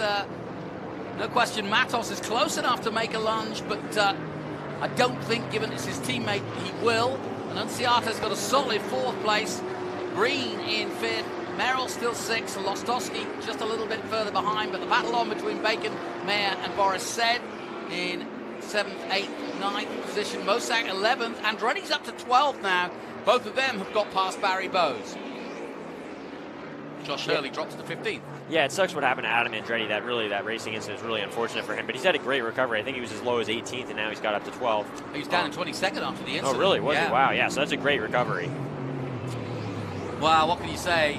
We both watched in absolute admiration Conor Zilic a couple of times last year, and we couldn't, the platitudes we were giving him, I mean, I kept saying it, he was 17, now probably 18, or about to turn 18, but he could do no wrong, and it seemed that even when penalties were thrown at him, where he had to potentially come through the field, he was able to rise above it and also psychologically not be affected. There was one, I think, at Detroit where he had pole and had to start right at the back, not getting out in time, and he came all the way through. Yeah, I mean, he's proven that he's a great driver, and that silver hair team has also proven that they can put together a good car. So, I mean, that combination is just, it's proven that in Trans Am right now, that's the combination you need to win. And I think he's won, so many races, obviously, last year, starting this year, in a great way. So he's proven that he's a great driver, and it shows. Yeah, no question. Just the long Ullman straight to go then for the youngster Conor Zilic and the Silver Hair Racing Team, the Chevrolet Camaro, coming into view now through the heat haze, down the back straight towards the Mission Foods sunset, and it's been a pretty immaculate performance by the number 7. He won more races than anybody last year, but Cruz pipped him, and look at that, sliding around the last corner, but in full control to take the checkered flag here. Conor Zilic wins the first race of 2024 for the Cube 3 Architecture TA2 Series. Second place goes to Tyler Gonzalez, and that's a huge scalp in beating the 2-time champion and teammate Rafa Matos for 3rd. Annunziata takes 4th, Green 5th, Thomas Merrill takes 6th, Lostowski 7th, Ben Mayer holds on for 8th position ahead of Boris Said Jr. 9th. Caleb Bacon now crosses the line in 10th position. Conor Mosak is in 12th. Andretti does complete the race in 12th position. Bowes is 13th, and Hurley, Mock, Michelle, the new boy, 16th position. Rogers, Barker, Sabato, Procher. But Evan, thank you very much for coming and joining me. Yeah, well, thank you for having me. It was a lot of fun. Yeah, good. And we want you back in the seat as soon as we can. But good luck with the Radicals. That's going to be a lot of fun. But while we cool down for a minute, we'll pause and just contemplate what was a brilliant race for Conor Zilic.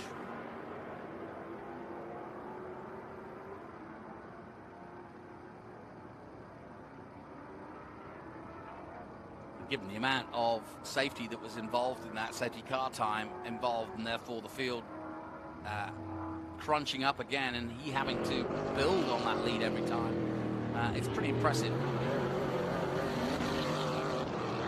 Oh, well done, that famous number 7. And he's going to be the track house this season as well, learning his way as he makes his way up the ladder. And Justin Marks, who of course spends a lot of time here in Trans Am himself, and could well have been a runner for the championship in TA last year had he not got his NASCAR job running a team of Daniel Suarez and Ross Chastain. But it's going to be an interesting year for Conor Zilic, and if there's a young kid you want to watch over the next 4 or 5 years, that's a name to remember, isn't it?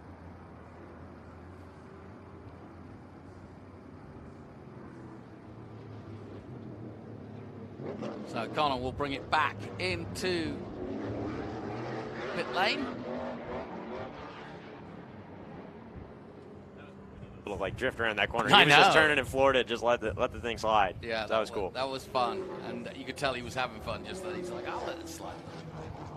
Yeah, I mean, he's got the car control, so why not? Why not win the race and just let it slide around the last corner? Great start to the year. Perhaps not the most enthralling wheel-to-wheel race we've had in Trans Am, but still very accomplished by Conor Zilic. Let's head down to Ben Sissel down in the pre-pit lane.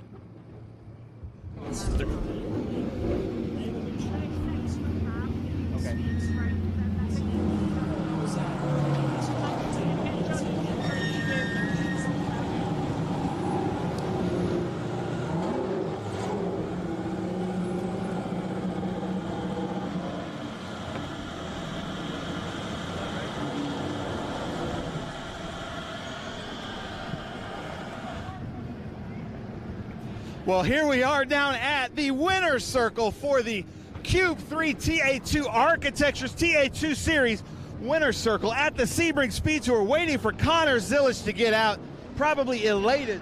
But man, Tyler Gonzalez, Rafa Matos, what a running from them. Just a few weeks ago, the winner of the 24 Hours of Daytona.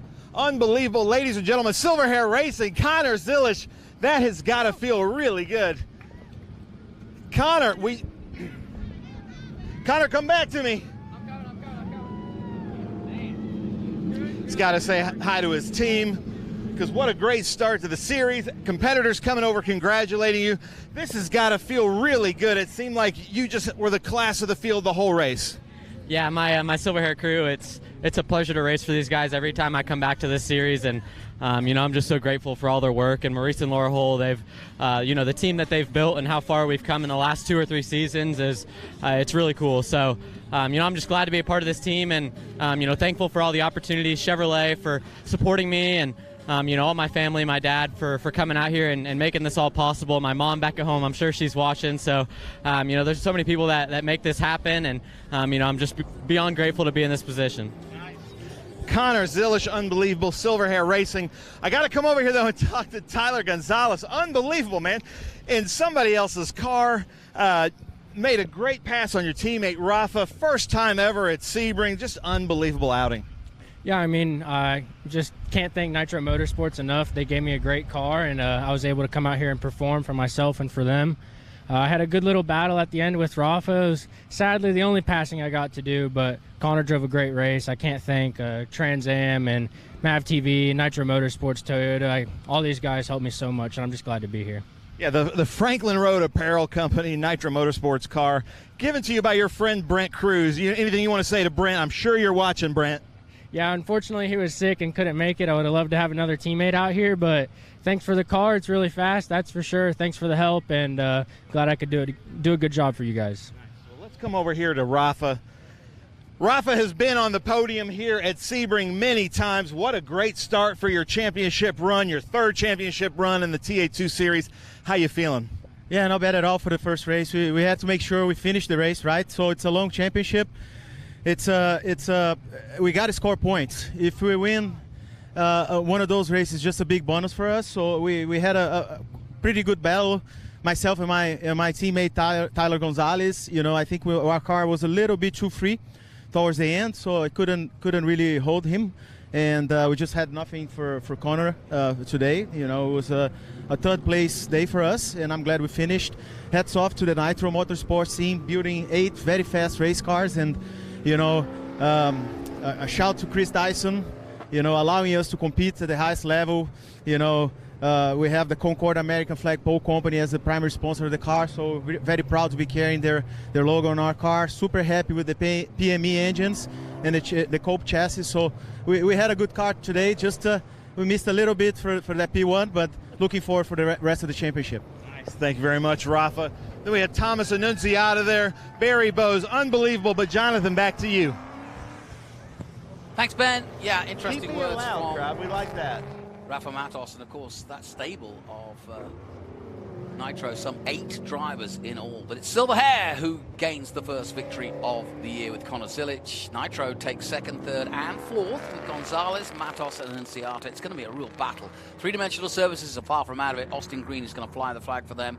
Doug Peterson sadly retiring. Merrill takes 6th for the HP Tuners Cope race cars, the first of the Cope cars to come in 6th place. Lostowski in 7th, Ben Mayer 8th, Boris Said Jr. in 9th for Silver Hair, and Caleb Bacon rounding out the top 10. 11th, Conor Mosak, Adam Andretti got back up from 22nd to 12th. Bowes, Early, Mock, Boschel, Rogers, Barker, Sabato, and Keith Prochuk rounding out the top 20. Further down, it was a big field of over 39 cars. Durbin, Gallagher, Winston, Gray, DeLong, Paul, and as you can see, they are a few laps down. Bruce Raymond coming in to the pits, and likewise Ruggiero and several others. Odrick ending up at the exit of 1. Phillips, Sheehan, Ellis, Saunders, Caton, Rumberg, and Peterson not finishing race 1 of the Cube 3 Architecture TA2 Series. So, some great races to come. We'll be going all over the States, and also we're going to Canada for the first time this year. Looking forward to that as we go bigger and better. Let's take a look at some of the highlights then of our first race from Sebring. And at the start, it was a perfect start for Connor Zilic. Not so for Ben Mayer. He went onto the grass track under the bridge there, but luckily Lostowski took advantage of it. Sheehan came in, off came the lid, and a quick look. And likewise, Peterson had gremlins as well and retired. Another restart after that, and we got a few turnarounds. Keith Procek involved in that, and we saw it from Tommy Sheehan's view. Annunziata banging and bashing with Adam Andretti, and sadly, Andretti losing out in that battle. There was no losing out, though, for this man, Connor Zilic. He just rolled on, and it didn't matter how many cautions we threw at him. There was no stopping Connor Zilic. He takes the first win of 2024.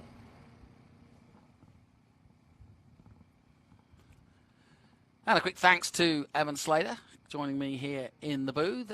Anything else besides the obvious that you picked up from the racing today? Yeah, I mean, I think it was a great race. I think everybody showed like where they think they can be in the championship. I mean, Rafa, Tyler Gonzalez, I don't know how many races Tyler Gonzalez is going to do, but Rafa and Thomas Annunziata, they really showed that they're in it for the championship. Connor Zilic obviously always shows that he's a great driver, but he can't do the whole championship, so he's not going to be a threat for that. But, yeah, I mean, you really got those guys to show that they are fast and they're here to win. Now, as I said, we have been live on MAV TV, but if you missed all the action and you want to see a full night's action of highlights, then join us for the Q3 Architecture TA2 Series, and that starts on Thursday night at 8 p.m. Eastern, and that's followed immediately by, at 9 p.m. Eastern, the TA, XGT, SGT, and GT. So Thursday nights is your Trans Am night. T for Trans Am, and Thursday nights you don't want to do anything else but watch MAV TV. Join us for all those highlights.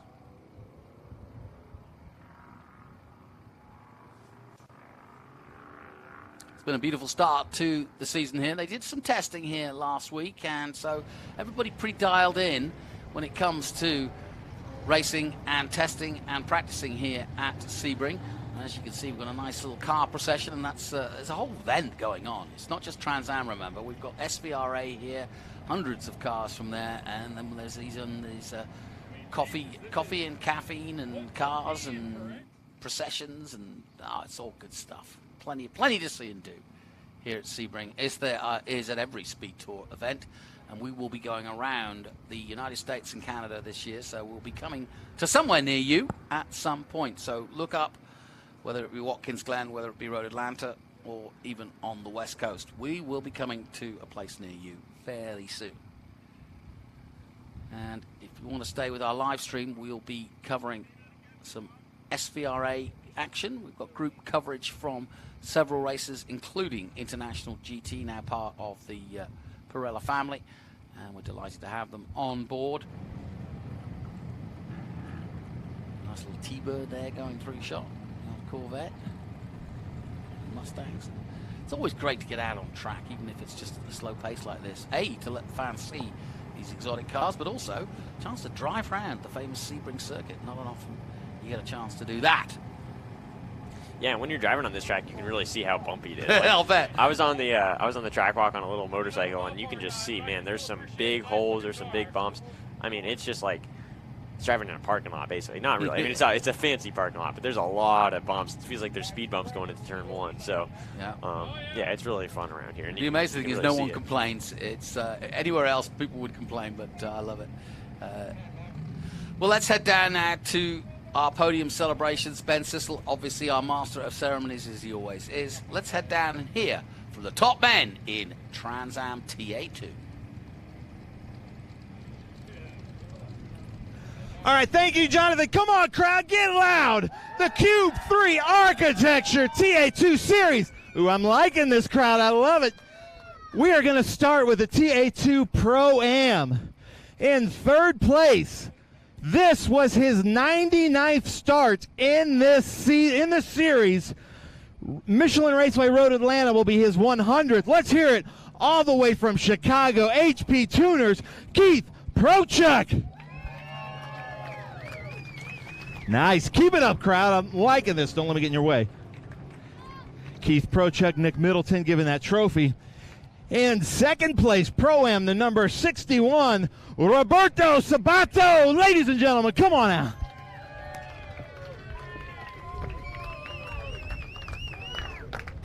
What's that? And then, ladies and gentlemen, this is pretty cool. He ran the whole series here with us last year. He's running Pro-Am Championship in the National Series. He's running the whole Western Championship, so he's going to be with us on the West Coast, Thunder Hill, next weekend. Accio Data, let's hear it. Barry Bowes, M1 Race Cars, here at the Jim Weed Winner's Circle. So cool. So, Keith Prochuk, man, since I started with the TA2 Series, you've been right there running the Pro-Am, representing your company, HP Tuners. This has to feel good. Oh, it feels great to be up here. It was a real fun race. The Pro-Am Series is a really nice addition to Trans Am. You know, I was talking to the guys. We're out there in the middle of the pack, but, you know, the whole race, we're digging, and it feels great. Happy to be up here. Nice. Keith Prochuk, ladies and gentlemen. Roberto, you've had some bad luck here at Sebring in the past. You're on the steps, man. This has got to feel good. This feels incredible. Hard to believe. I got to thank my team for working all night last night to get my car ready. Thank you, guys. And this field is tough. That's all I could say. Tough. Nice. This field is tough.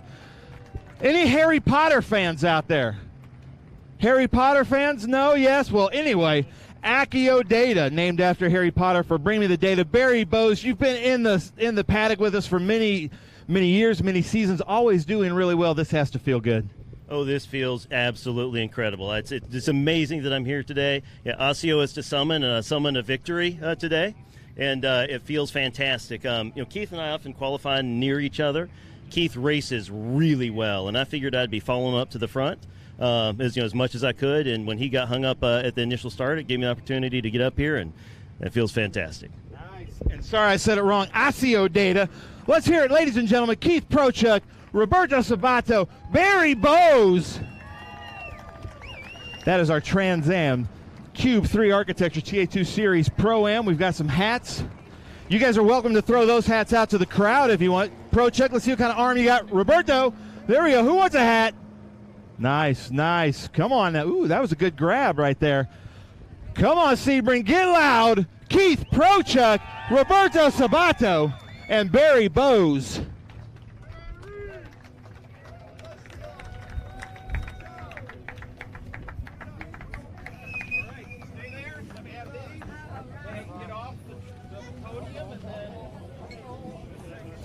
Let's see what they've got. Are they going to be gentlemen? Oh, and then Barry goes right into the eyes.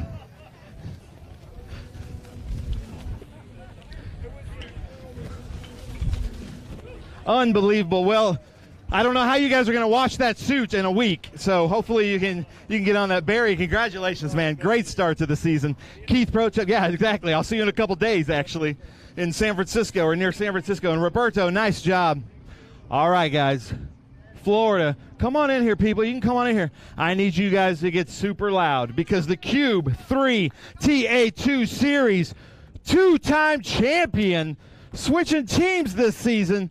Let's hear it all the way from Florida, but started his career in Brazil, Rafa Matos, ladies and gentlemen.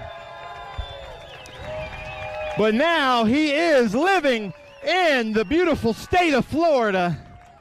Two-time champion, Rafa Matos. We got some Rafa Matos fans. There we go. Look at this. So your new home of Florida loves you, Rafa. So here we go in second place. He's only done one other race with us last year at COTA. He's in last year's championship-winning car of Brent Cruz. But let's hear it. Tyler Gonzalez with Nitro Motorsports.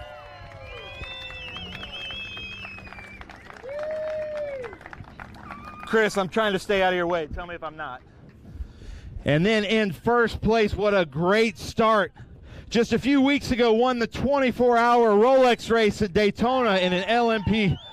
And now here he is, Silver Hair Racing, Connor Zilish.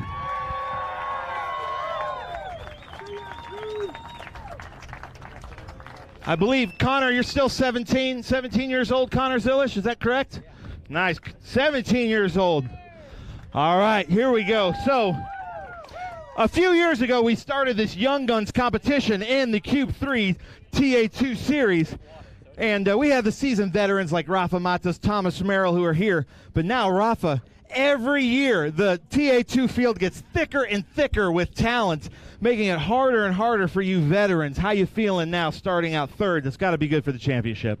Yeah, I feel really good. I think we had a great day overall. You know, this is a championship points. We got to keep finishing races. If we win one of those races, it's just a big bonus for us. Hats off to the Nitro boys, you know, building 8 very fast race cars and putting 6 out of those cars in the top 10. So it's a great achievement for every single member of the team. I'm very proud of them. Good job by Tyler. Congratulations, Connor. Hats off to Chris Dyson, also allowing us to compete at the highest level with the Concord American Flag Pole Company. It's our primary sponsor, so super happy about that, to be able to deliver a good result right away.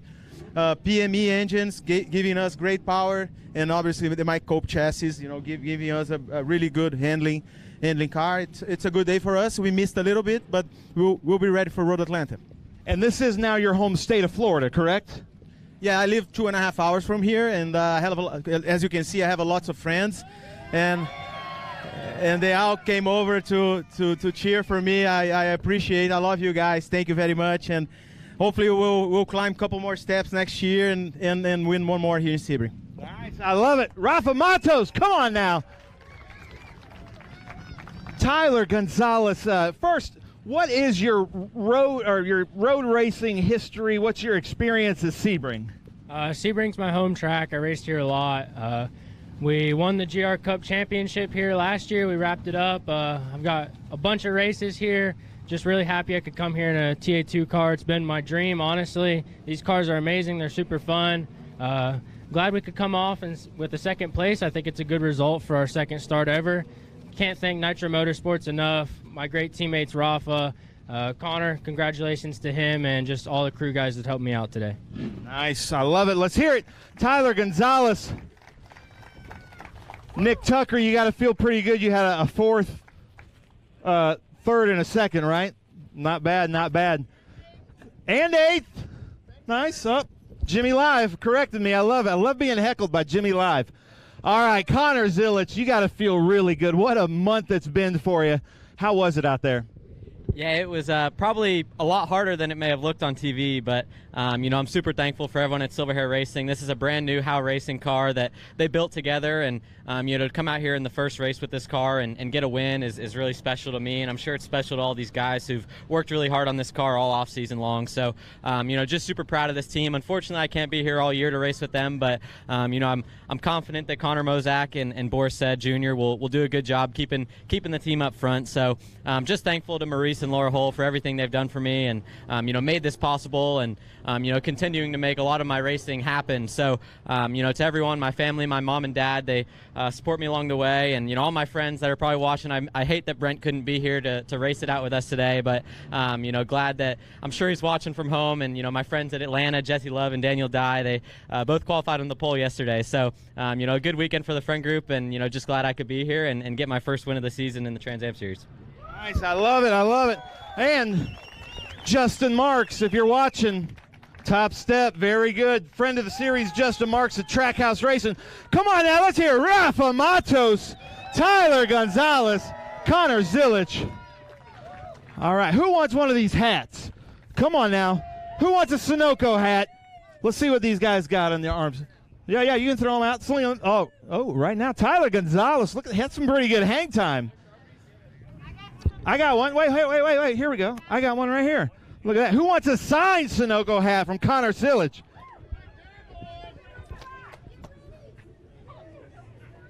Come on now. Let's see there. No. That's awesome. Come on now. Sebring International Raceway. Come on now. Get loud. This is for this Buzz bike right here. Get loud. Rafa Matos, Tyler Gonzalez, Connor Zilich. Unbelievable. Silverhair, nice job, you guys. Unbelievable show. So a few of these gentlemen are not old enough for champagne. So, yeah. Yeah, exactly. You'll get champagne. Let's hear it one more time. Come on now. Rafa Matos, Tyler Gonzalez, and Connor Zilic. There's just something kind of anticlimactic about it. We need to bring super soakers up here, though. Nice, nice. All right, where's my Rafa fans? I'm going to put Rafa on the spot. Rafa, who is this bike going to? Point him out, describe him to me. What's that? This Buzz bike goes out to the most obnoxious fan here. Who's it going to? Oh, my biggest fan. I think it's that man there in the back there, Jose. The black guy. Jose, come over here. Let's hear it for Jose. How would Jose. Come on up here. Come on, let's hear it for him. Winning this brand new Buzz bike. Come on up here, man. Man, you need a bike as how slow as you walk. Oh, there we go. Now I almost heard him. So, look at this. All right, so translate. What did he just say there? He's a good friend of mine from our church, a man of God from Brazil. And he's a very, very, very big fan of motorsports in general. He followed a lot of my racing back in Brazil when I raced stock cars in Brazil, and just a great guy. Well, nice. This is yours. Yeah. How about that? It's like a showcase showdown here at The Price is Right. So much. Thank you so much. Nice. Well, let's hear it, ladies and gentlemen. How cool is that? Omologato. And then, yeah. Here, I gotta bring this off though, because we're gonna bring the watch up. We'll take him down the wheelchair ramp, Eric, if you don't mind. He's gonna be riding all the way to Brazil. Nice job. Yeah. Okay, nice. He's gonna ride at home. Yeah. He doesn't have the trunk space. He says that is a foldable bike though. So our Omologato watch, another watch for you this month. Well, let me see. Yeah, for the fastest lap. Beautiful watch. Connor Zilic, come on now. Hold that up there. Connor Zilic just in the watch collecting business here lately, last couple seasons. Come on now, get loud, everybody. One last time. Let's leave this thing partying. Let's party here. Thank you guys so much. Cube 3 Architecture TA2 Series, the big machine, the Trans Am Series, sponsored, presented by Pirelli. Thank you to all of our marketing partners and sponsors. We will be back here next year, our first race of the season. Thank you guys so much for coming out. Nick Middleton, thank you for your sponsorship, Cube 3 Architecture. Jonathan Green, I'm sending it back up to you, buddy. Great stuff, Ben. Well done. And we always like to end on a buzz. But it's time, as Omologato would tell you, to get out of here. And we thank our partners in MAV TV as always, and our new title sponsor in Cube 3 Architecture. Welcome aboard. That's our coverage of TA2. Well done to Connor Zilic and to a new name to many in Gonzalez. Watch out for him. He's coming hard and fast with Nitro Motorsport. Rafa Matos will be helping him, but I don't know how much after today. Don't forget, you can see all the action on MAV TV on Thursday nights starting at 8 p.m. Eastern. Until then, from me, Jonathan Green, goodbye for now.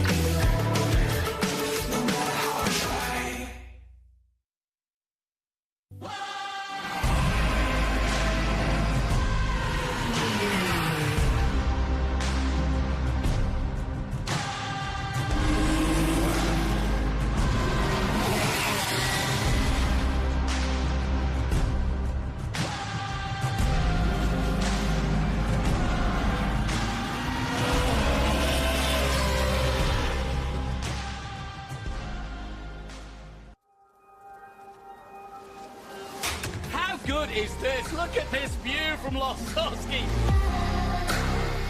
It brings all my fans, it brings the audience into the car with me. We turn 140-mile-an-hour entry speeds. The quickest and most efficient way for me to get information to my drivers is from using the V-Box HD2 system.